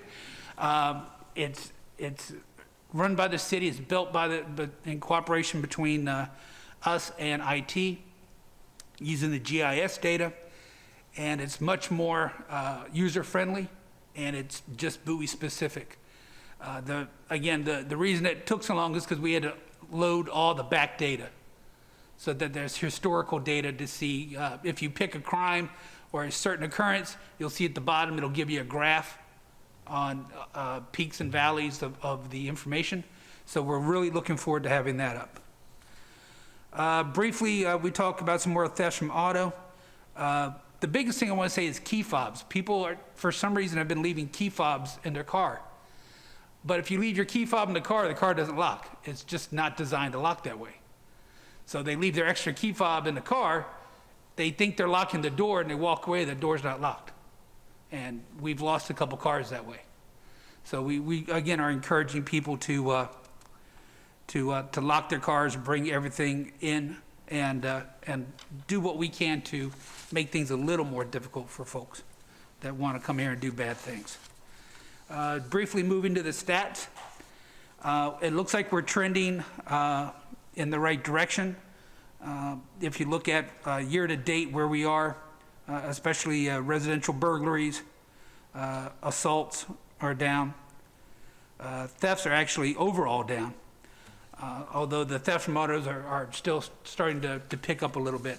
So we look like we're in good shape trucking for towards the end of the year. If we move to page 4, and again, I'm kind of going through this, but feel free to double back with your questions. You'll look at our criminal investigation section and some of the stats they've done. What I really liked, if you look on 5, 6, and 7, you'll see some summaries of some of the casework we've done that the detectives have done that have just really, really good detective work, following up, being tenacious, and you'll see, some arrests for attempt second-degree murder, first-degree murder, attempt first-degree murder, malicious destruction of property. Again, all these were great cases that they had to work and follow through, and they do a fantastic job. One of the things that we want to highlight is our crime scene supervisor. We just hired her in January. She's got the lab up and running, and some of the things that she's been able to do, 5 search warrants, 6 search warrants of vehicles, managing 7 crime scenes, and she's been a great asset, and it's very nice to finally get her in place and get that piece of the operation going. Another piece I'd like to highlight for the special assignment team on page 8, since April, they've recovered 14 handguns off the street. And this is, again, part of, in the same tenor of impact. It's taking information that the residents are sending us, looking at it, making it operational, and attacking and proactively getting those areas. And they've been able to get 14 guns off of the street just from that kind of process. Community services, page 9, 10, and 11, and you will see it takes 3 pages for all the amount of events they go to, all the HOA meetings, all the outreach. And again, outreach is where, outside of just the boots on the street, outreach is where our bread and butter is. And that's where we make the connections. I will say we had coffee with a cop, I guess a week or so ago. And we had people, I talked to a young lady, she took the day off just to come to coffee with a cop and talk to us about a specific problem. And we were able to walk her through with the community services officer, look at the problem, look at what's been done, what hasn't been done, and start to put resources in place to address it, which is what these events are supposed to be all about. As we know, if we look on page 12, traffic is always a major concern for the residents. So these are some of the areas that we receive complaints on, and some of the enforcement action our Division of 1 has done. Corporal Saunders, he's a one-man army. He does a fantastic job, not only applying for safety grants, but also managing all this data and making sure that we're looking at trouble spots that we get complaints about. As I said before, training is a huge, huge way to reduce our liability. We've got some of the best trainers, I think, around. I may be biased, but it's really great to see them narrow and be specific to issues that we may be seeing within not just the department, but within squads and within certain officers. So that, okay, let's find a way to do this better. We can concentrate, always make ourselves better. At the same time, when we look at national incidents and things that blow up and go wrong, we train so we don't fall into those traps. And we train so it doesn't happen here, and that we can do everything we can to avoid having those kinds of incidents here. And a lot of that does fall back on training and building good tactical habits. I will finish up with just another example of what the officers are out there doing. And again, with 16 people down, our officers are still out there. They're still proactively patrolling. They're still proactively searching. On October 1st, officers were in the routine patrol area of Pillar Lane and Peach Walker, and Officer Tucker got a license plate hit on his LPR, his license plate reader, for a wanted car out of DC. They sat on the car, waited for the occupants to come back, had a brief foot chase, recovered 2 guns, a Glock 40 cal with an extended magazine and a Glock 9mm. So again, it's two guns off the street just from being proactively patrolling and utilizing the technology of the LPR. So again, it's everybody working together because they brought them back. Investigators interviewed them and were able to get some information out of at least one of them. And again, it's 2 guns that were on the streets of Bowie that aren't on the streets of Bowie anymore. So I can't say it enough. Our officers are dedicated. Our officers are committed to the city. Our officers are committed to the profession. And I would stand them up against any other department in the area. So thank you. I'll take any questions. Thank you so very much, Chief. First and foremost, I think I speak on behalf of the citizens and the council in saying that we thank you so very much, you and all of the officers and your staff, for what they do for the city. We do appreciate that. We do understand and know that it's, at times it can be a thankless job, but know that we do thank you for what you do. And I think you're right. I believe the city of Bowie can stand our police department up against any in the country and look good. The one question I have for you, this is kind of going down in the weeds a little bit, was I want to tell you how happy I was when we got some complaints about the the challenges with the school buses and the kids crossing, and how you immediately pulled all that together and trying to address that. Would you take a moment and just address where we are with that now? Sure. And that was definitely a great example of teamwork. It's a great example of how many great connections Deputy Chief Preston has, especially from his time in the county, that we were able to pull everybody together very quickly. We received an email complaint about speeding in school zones and crossing guards, especially around Old Chapel and Whitehall. I responded, I think it might have been on the weekend or at least the evening, I responded back. Probably less than 24 hours later, we had a meeting scheduled, not just with us, but with the crossing guard, with the District 2 commander, and with the members, command staff, members of the county's SOD unit. And everybody was engaged. We all looked for solutions. Nobody tried to, say that, oh, that's not ours, that's not ours. Everybody took ownership of what was theirs and offered to help on some things that weren't. And it's a long-term problem that is not just in Bowie, but I'd like to think that we got the fastest response and battle plan from the certain other areas. And, we've seen some short-term improvement, which is probably all we're going to be able to hope for now, if I'm being realistic. But, hopefully in the long term, some other things will happen. Crossing guards will get more staff, and some other things will happen that will help improve. But it was definitely great to see so many people working together and so quickly. Yeah. And I want to say again, on behalf of all the citizens, I'm very appreciative of how important and how that got way up on the list when it comes to taking care and the safety of our children. So again, thank you so very much for that. Yes, sir. Any other questions from any council members? Councilman before? How'd you know that I was going to have a word to say? So funny how that works out. Thank you, Mr. Mayor. I want to start off with a couple of things. The first is you made mention of our community outreach efforts.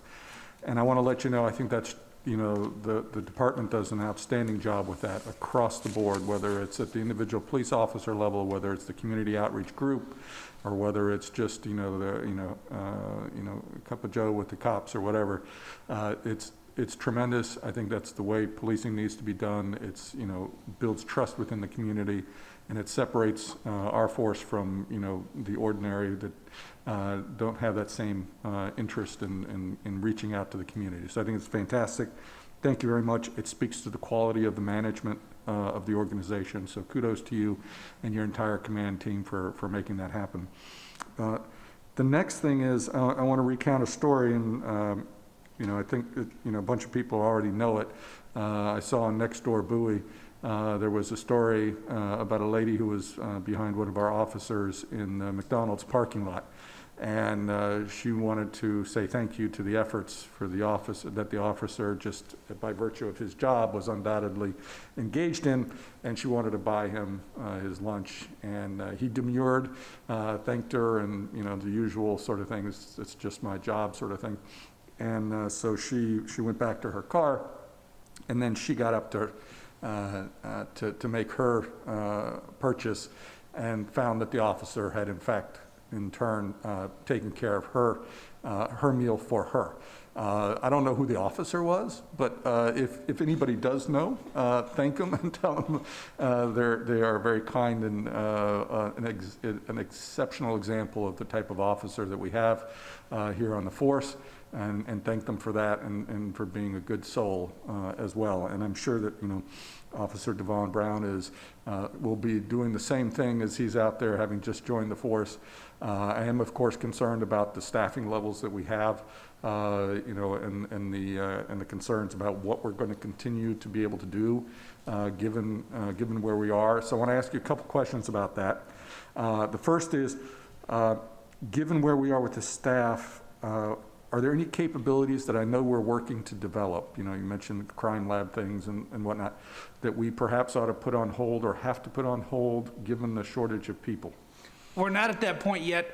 We have started to roll from time to time community services into the patrol schedule, which means they're doing community services duties, but on the same hours as a patrol shift that may need help if, chasing calls for service or if they become short.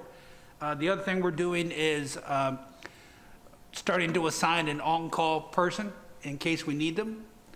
Because oftentimes we're at minimum staff, so if somebody calls out, all of a sudden we're below minimum staffing. So we'll put somebody, go, okay, for Saturday, you're on call. So if there is a shortage or a call out, we don't have to go down the roster and beg people. We already have somebody we know that's going to be in our pocket. So we're trying to be as flexible and creative as we can. We're hoping to get, the one lateral that's in the process now.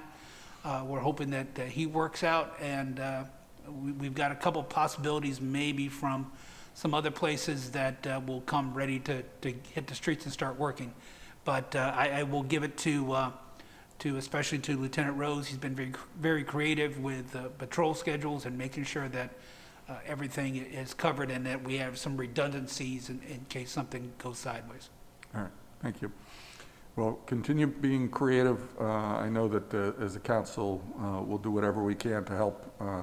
It's a tough time finding employees these days across the board, and it's really tough when we have, high-quality standards, which we are unwilling to compromise. So Absolutely correct. thank you. We will work short before we work badly. Thank you. Next item on here, crime map. Thanks for. Probably looked at me and went like, I know what he's going to be barking about. I look forward to that. Thank you very much. That'll be most helpful. The other item I want to follow up on is our recent legislative authority providing for greater use of speed cameras in residential areas with low speed limits and that sort of thing. I know I had asked about some next steps on what we could do, what our options were. Can you speak to that, please? Certainly. We are currently speaking to Conduit, and they provided some pricing on 2 additional cameras. Honestly, I can't say we are super excited about the pricing they gave us, so we are going to explore 1 or 2 other options and make sure that we make the best fiscal decision for the city. All right, thank you. And then there is another one that just popped up over on Kendale Lane. If you would be so kind as to work with maybe the planning department and look at what they could do about some constituent concerns about cut-through traffic on that, maybe people trying to avoid the speed humps on Bel Air. I'm not sure what the solution is. On Kenhill? Kendale. Kendale, okay. Yep. That would be good if you could take a look, see at that for me, please. Other than that, I want to thank you again and thank all the command staff and all the officers that work here in the city. You do a tremendous job for us, and we are most grateful for your services and benefit tremendously. Thank you. Thanks, sir. Thank you. Recognize Councilman Estelle. Thanks so much, Mr. Mayor. I appreciate it. Chief, Deputy Chief, I just want to say continued thank you for your leadership. I talk all the time with other council members, with mayors in other communities all over the region. There are a lot of local civil servants who stay up at night worrying a lot about what their community is going to be in the news for the next day, especially as it relates to public safety. And for many, many, many years now, I'm very, very, very grateful to be able to say that Bowie does not have that problem. Your leadership, your command staff's leadership has set a culture that is resident-serving, community-focused, incredibly positive, approachable, and it makes all the difference in the world. I know how hard you guys work to maintain and protect the reputation you have in the community, and in maintaining those ongoing conversations with our residents and how critical that is for you to be able to do your job and for our residents to stay safe. And I can't say thank you enough for that. Thank you. I'm very sad about the loss of Officer Sullivan. I had the opportunity to meet him on several occasions. I think you describe his personality very fully. And I'm very, very lucky to have met so many of your officers, especially Officer Redmond and Old Bowie, who I know that many of my constituents are on the phone with probably every minute of the day. But the availability of your officers to our residents and dealing with problems locally is really above and beyond. And it is just so consistent with so many of the people in your service. And I really appreciate that you continue to put quality over quantity in hiring. I recognize the challenges in that, in particular with staff shortages all over these days. But it makes a huge difference, and I think our residents feel that as well. As far as the, let's see. I know that we're seeing a little bit more illegal firearms, and I appreciate that you guys continue to deal with those in a manner that's both safe for the officers and the suspects and our broader community. I know that's not an easy one, and I appreciate your continued work on that. Can you repeat for me, Chief Neske, what was said to you by the one particular suspect as it related to the theft from autos in Bowie? I'm paraphrasing at this point, but it basically that they said Bowie was sweet because we have nice stuff and we don't lock our doors. And this is not the first time you've gotten that kind of feedback from a suspect. No, that's correct. About maybe a year ago, we heard the same thing when we caught somebody. Yeah, so we have a reputation as being a community of very sweet summer children who are very trusting of the universe around us and don't feel the need to lock our car doors. And I just want to... Your words, not mine, sir. And I just want to emphasize that for the most part, we're not talking about crews that are going around smashing windows and taking stuff out of the car. For the most part, we're talking about crews who are literally just going car to car, pulling on door handles, waiting for one to open. Is that correct? That is correct. Now, the caveat to that is if your doors are locked and you leave a laptop in the back seat, your window's getting broken. Yeah, so don't leave the MacBook. It's a risk reward, right? Yeah. If I don't see anything, the doors are unlocked, I'm going in to see if I can find something. The doors are locked and you've got something that's really high value in that back seat, I'm going to take the risk of popping that, breaking that window. We had some, in fact, during the day about a month and a half ago that they went through Bowie Town Center and I think maybe Allen Pond and just saw stuff in the window. We're just doing smash and grabs and run. So, it's got to be the combination of both. Lock it and don't have anything visible that's worth taking. I know we'd all very much rather live in a world where we didn't have crime and didn't have to practice, certain behaviors in order to maintain our own safety, but not leaving your MacBook Pro in the back seat visibly overnight with or without an unlocked car door seems like a fairly reasonable expectation, I think, for the typical person. And I know that you continue to repeat that, and we continue to repeat that to our constituents, and eventually maybe it will sink in, hopefully soon. We can hope. Can you talk to me a little bit about the camera rebate program? Sure. Just as a little still going. advertisement for I've been signing check request weekly. We did reduce the amount of money this year in the fiscal budget for it. We put $10,000 in, which should be more than enough. We are seeing a continued increase. I don't have the exact numbers, but we are still advertising it. When we go out and we talk about theft from auto, where we go through the neighborhood canvas, we tell residents about the program in hopes that they'll join. The more cameras and footage we have, the better off we'll be. That's fantastic. And I know that, just speaking from my little neck of the woods, when I go door to door, I see more Ring doorbell cameras than I think I've ever have. So one way or another, folks are getting them, folks are implementing them, and we can hope that continues to deter crime as we go forward. My only other point, what are other things that residents can do to help make all of us a little bit safer? So I know, for instance, in Old Bowie, the three little letters that we all love to hear, ATVs. Yes.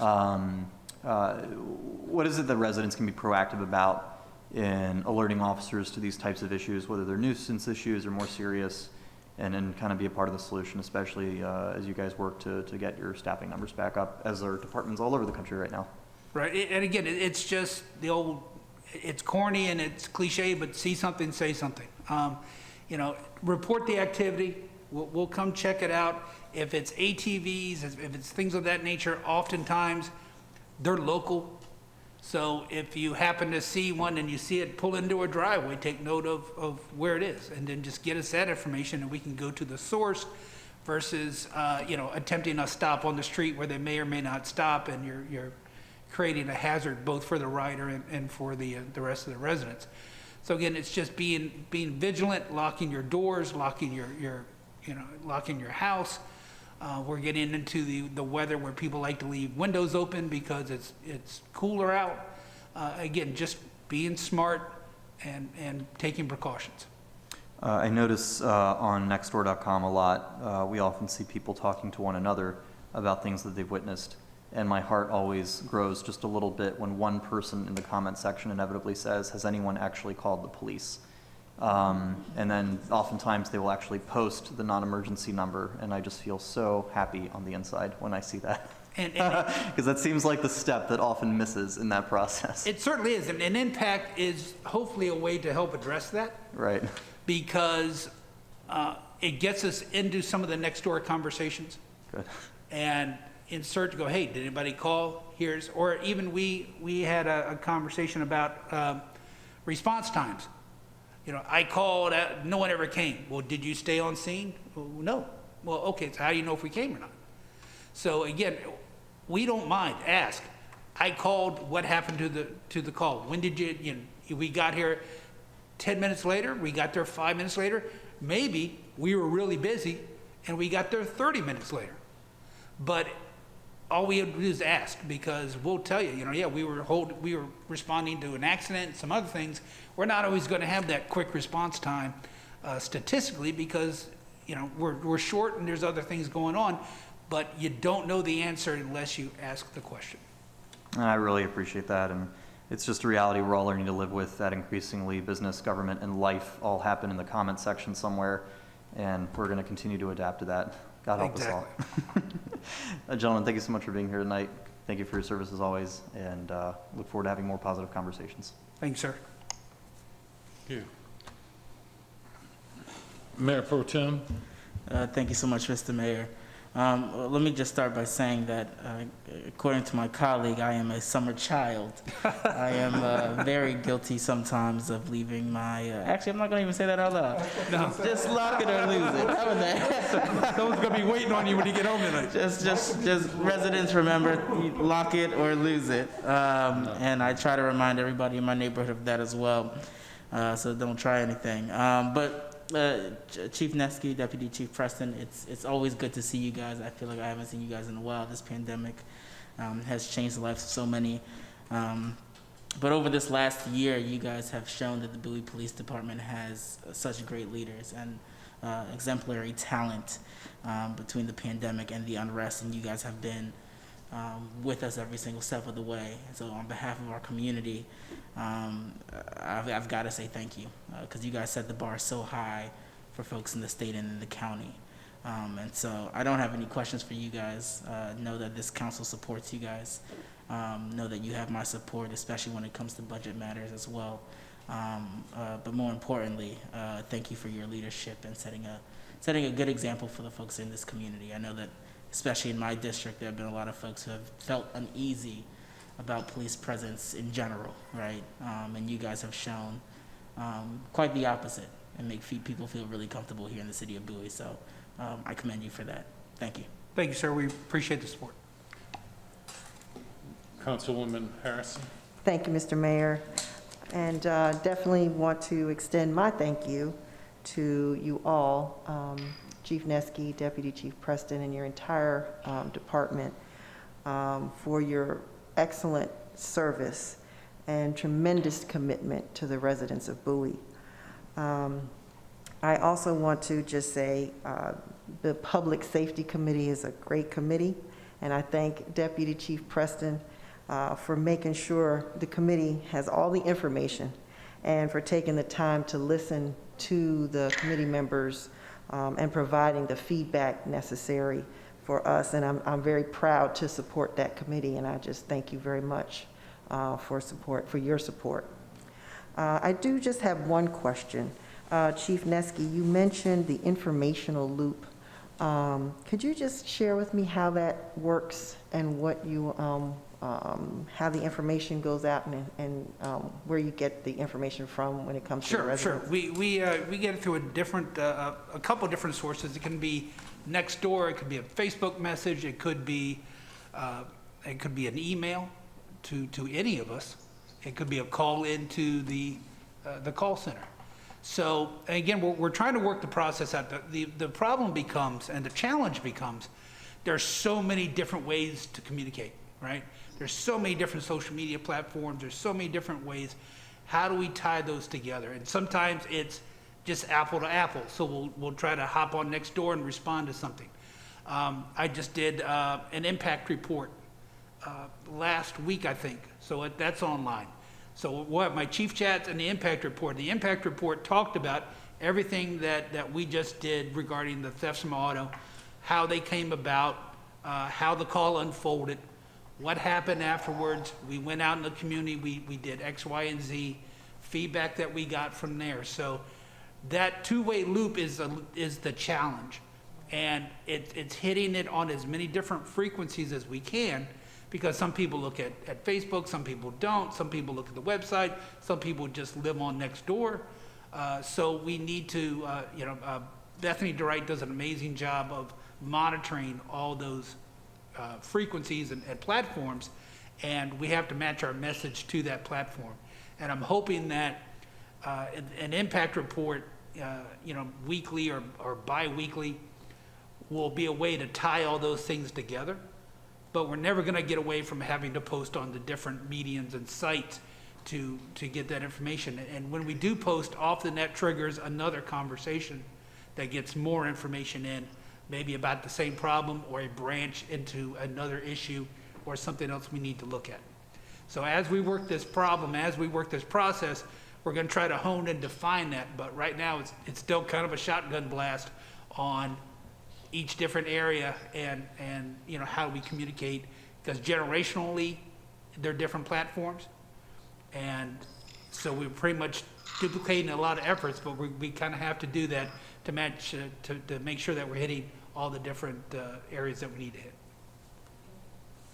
Great, thank you very much. That's all the questions I have. Thank you.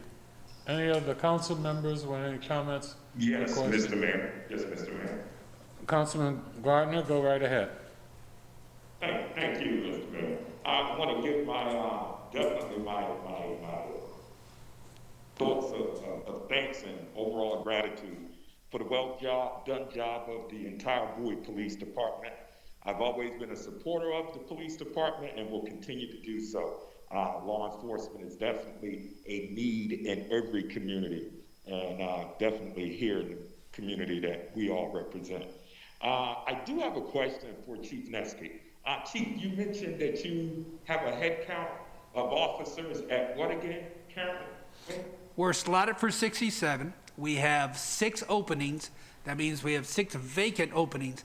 And then we have 10 people or 10 officers that are in something besides an on-duty availability. So they're on medical, they're on a suspension for a reason.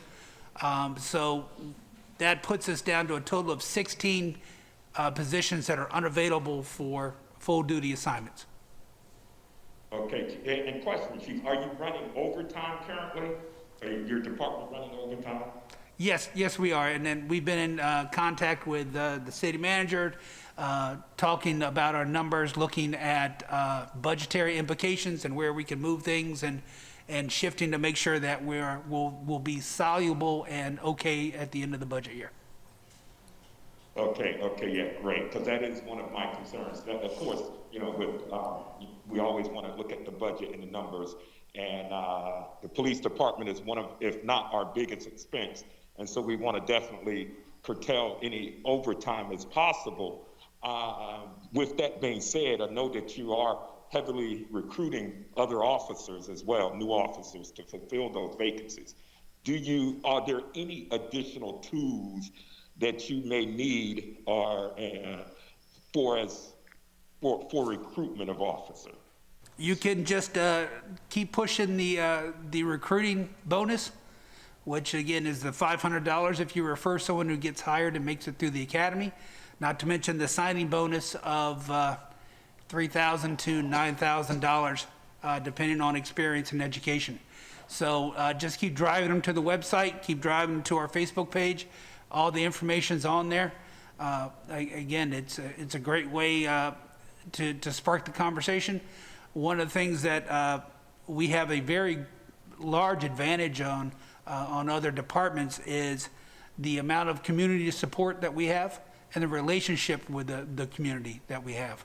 So it's a great place to begin your law enforcement career, And it's also a great place to end your law enforcement career after a certain amount of time. So, you know, we've got a lot of advantages, and just keep talking us up and talking the community up and send them our way. Okay, and chief, question, because I know at one point the city did offer for officers or anyone in the police department, if they bought a home or purchased a home in the city of Bowie, there was down payment assistance available. I can't remember if it was ever implemented or if we did away with it or what. Do you remember that program at all? I remember the discussions a long time ago. I don't remember if they ever came to fruition. I'm pretty sure it's not in place now. So. Okay. That would be something that I would talk with my colleagues about exploring.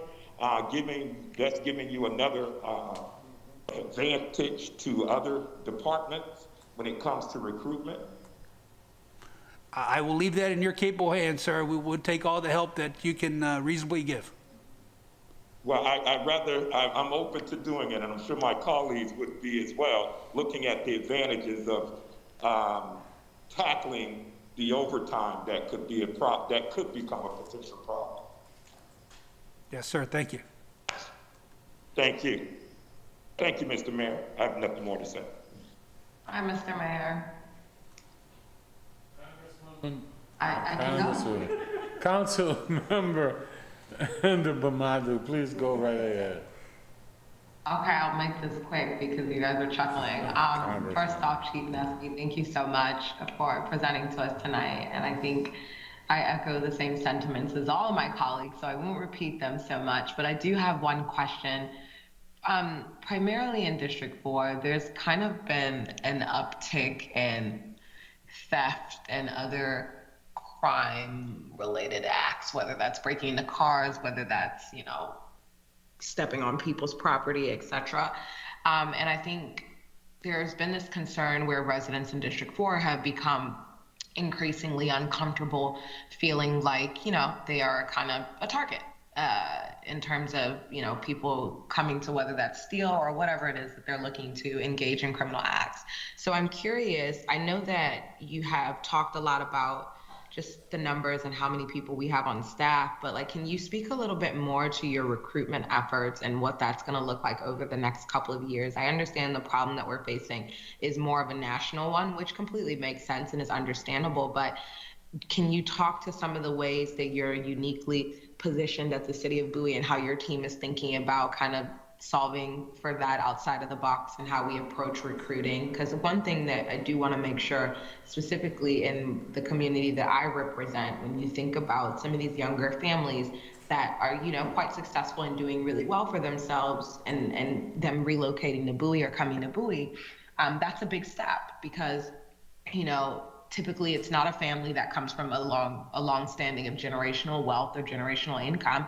And so when you are reaching that success and you're providing for your family and you're moving to a nice area as Bowie, you want to come with a certain level of peace of mind that you're going to be safe. And we do have a relatively safe community. But as you know, in District 4, we're kind of seeing a lot going on here. So I just want to know if you could speak a little bit more to that, because I know that's a concern for my residents in particular. Sure, and what I'll do is I'll redirect for half a second. And when you say District 4, that's a large area. So what I would ask is if you can send me some details as far as if you have specific areas that are expressing unease or have questions, we can definitely arrange either a Zoom or a get-together to address those directly. I'm a big fan of going to the source. So if you want to get that information to us, we'll be happy to do a direct conversation with some of those concerned residents to see if we can't ease their minds a little bit and share some information. As far as recruiting goes, right now one of the biggest things, I think one of the things we're doing that a lot of people aren't, we are making our recruit efforts community-centered. And what I mean by that is, you know, when we put out that $500 recruiting bonus, it was meant to have community members looking and advocating for us. So the old model is we go and we pound the streets and hey, you want to be an officer? Hey, you want to be an officer? The community knows the best people that, or what kind of people they want to see policing them.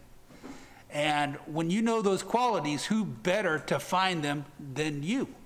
So one of the things that we're trying to do is get out in the community, have them become an ally, have them become advocates for us, and have them embrace the notion of we're going to contribute to the future of our community. And that means that, you know, I know my cousin Ricky is an outstanding person. My niece Stephanie, she'd make a great cop. She's got all the qualities that I would want to see in an officer. So we get that information out. We try to at least start to have those conversations, put more eyes in the community looking for us. Additionally, the officers are incentivized by the same recruitment $500 to find people in their travels. Oftentimes we talk to people at the Coffee with a Cop. I talked to a young gentleman who just got out of the Marines, you know, looking for something else. He's interested. It's those conversations that we're having. We've tinkered with job fairs before, but they haven't always paid off as well as we'd like. So we're trying to find some different and creative ways. And again, part of that is being community-centered. We also want to try to get to the colleges. But if I'm going to be completely honest with you, a lot of the folks in college, if you look at the aggregate, are not that interested in law enforcement. And there's it's the narrative that has happened this year, the negative narrative. So it's the college campuses are not always the best places to be either. But the community-centered stuff was our first kind of phase in our recruiting strategy. Once we kind of see where that's taken us and what works and what doesn't work, we'll be looking at some strategies for phase 2.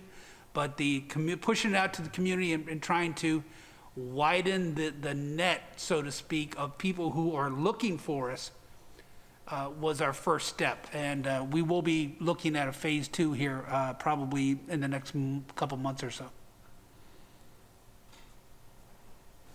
Thank you so much, Chief. Certainly. Thank you.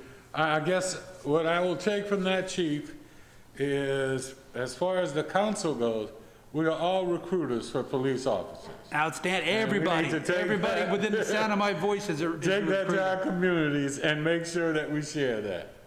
That's right. Having said that, any other questions? Anything from any of the council members? Hearing none, Chief, I would like to say thank you so very much. Thank you. All I you also do finished, again, I'm sorry, the same thing, if anybody has any ideas that something we can do different, you know, we definitely don't always have all the answers. So if you see something that you think may work recruitment strategy-wise, please pass it on to us. Understood. Thank you. Yes. And Chief, could you please keep us posted on the arrangements for? Yes. Certainly will. Thank you very much. Certainly will. All right, hearing no other questions, wait, Mayor Pro Tem, go right ahead. Thank you so much, Mr. Mayor. I'd like to make a motion to move to adjournment. Second. It's been moved and properly second. All in favor, please respond with an aye. Aye. Opposed, same favor. Hearing none, motion carries. Thank you to everyone for staff. Good night. And everyone for being here tonight and taking the time. Thank you to all the citizens for their time as well. And again, staff, we always appreciate all you do. Have a good night, everyone.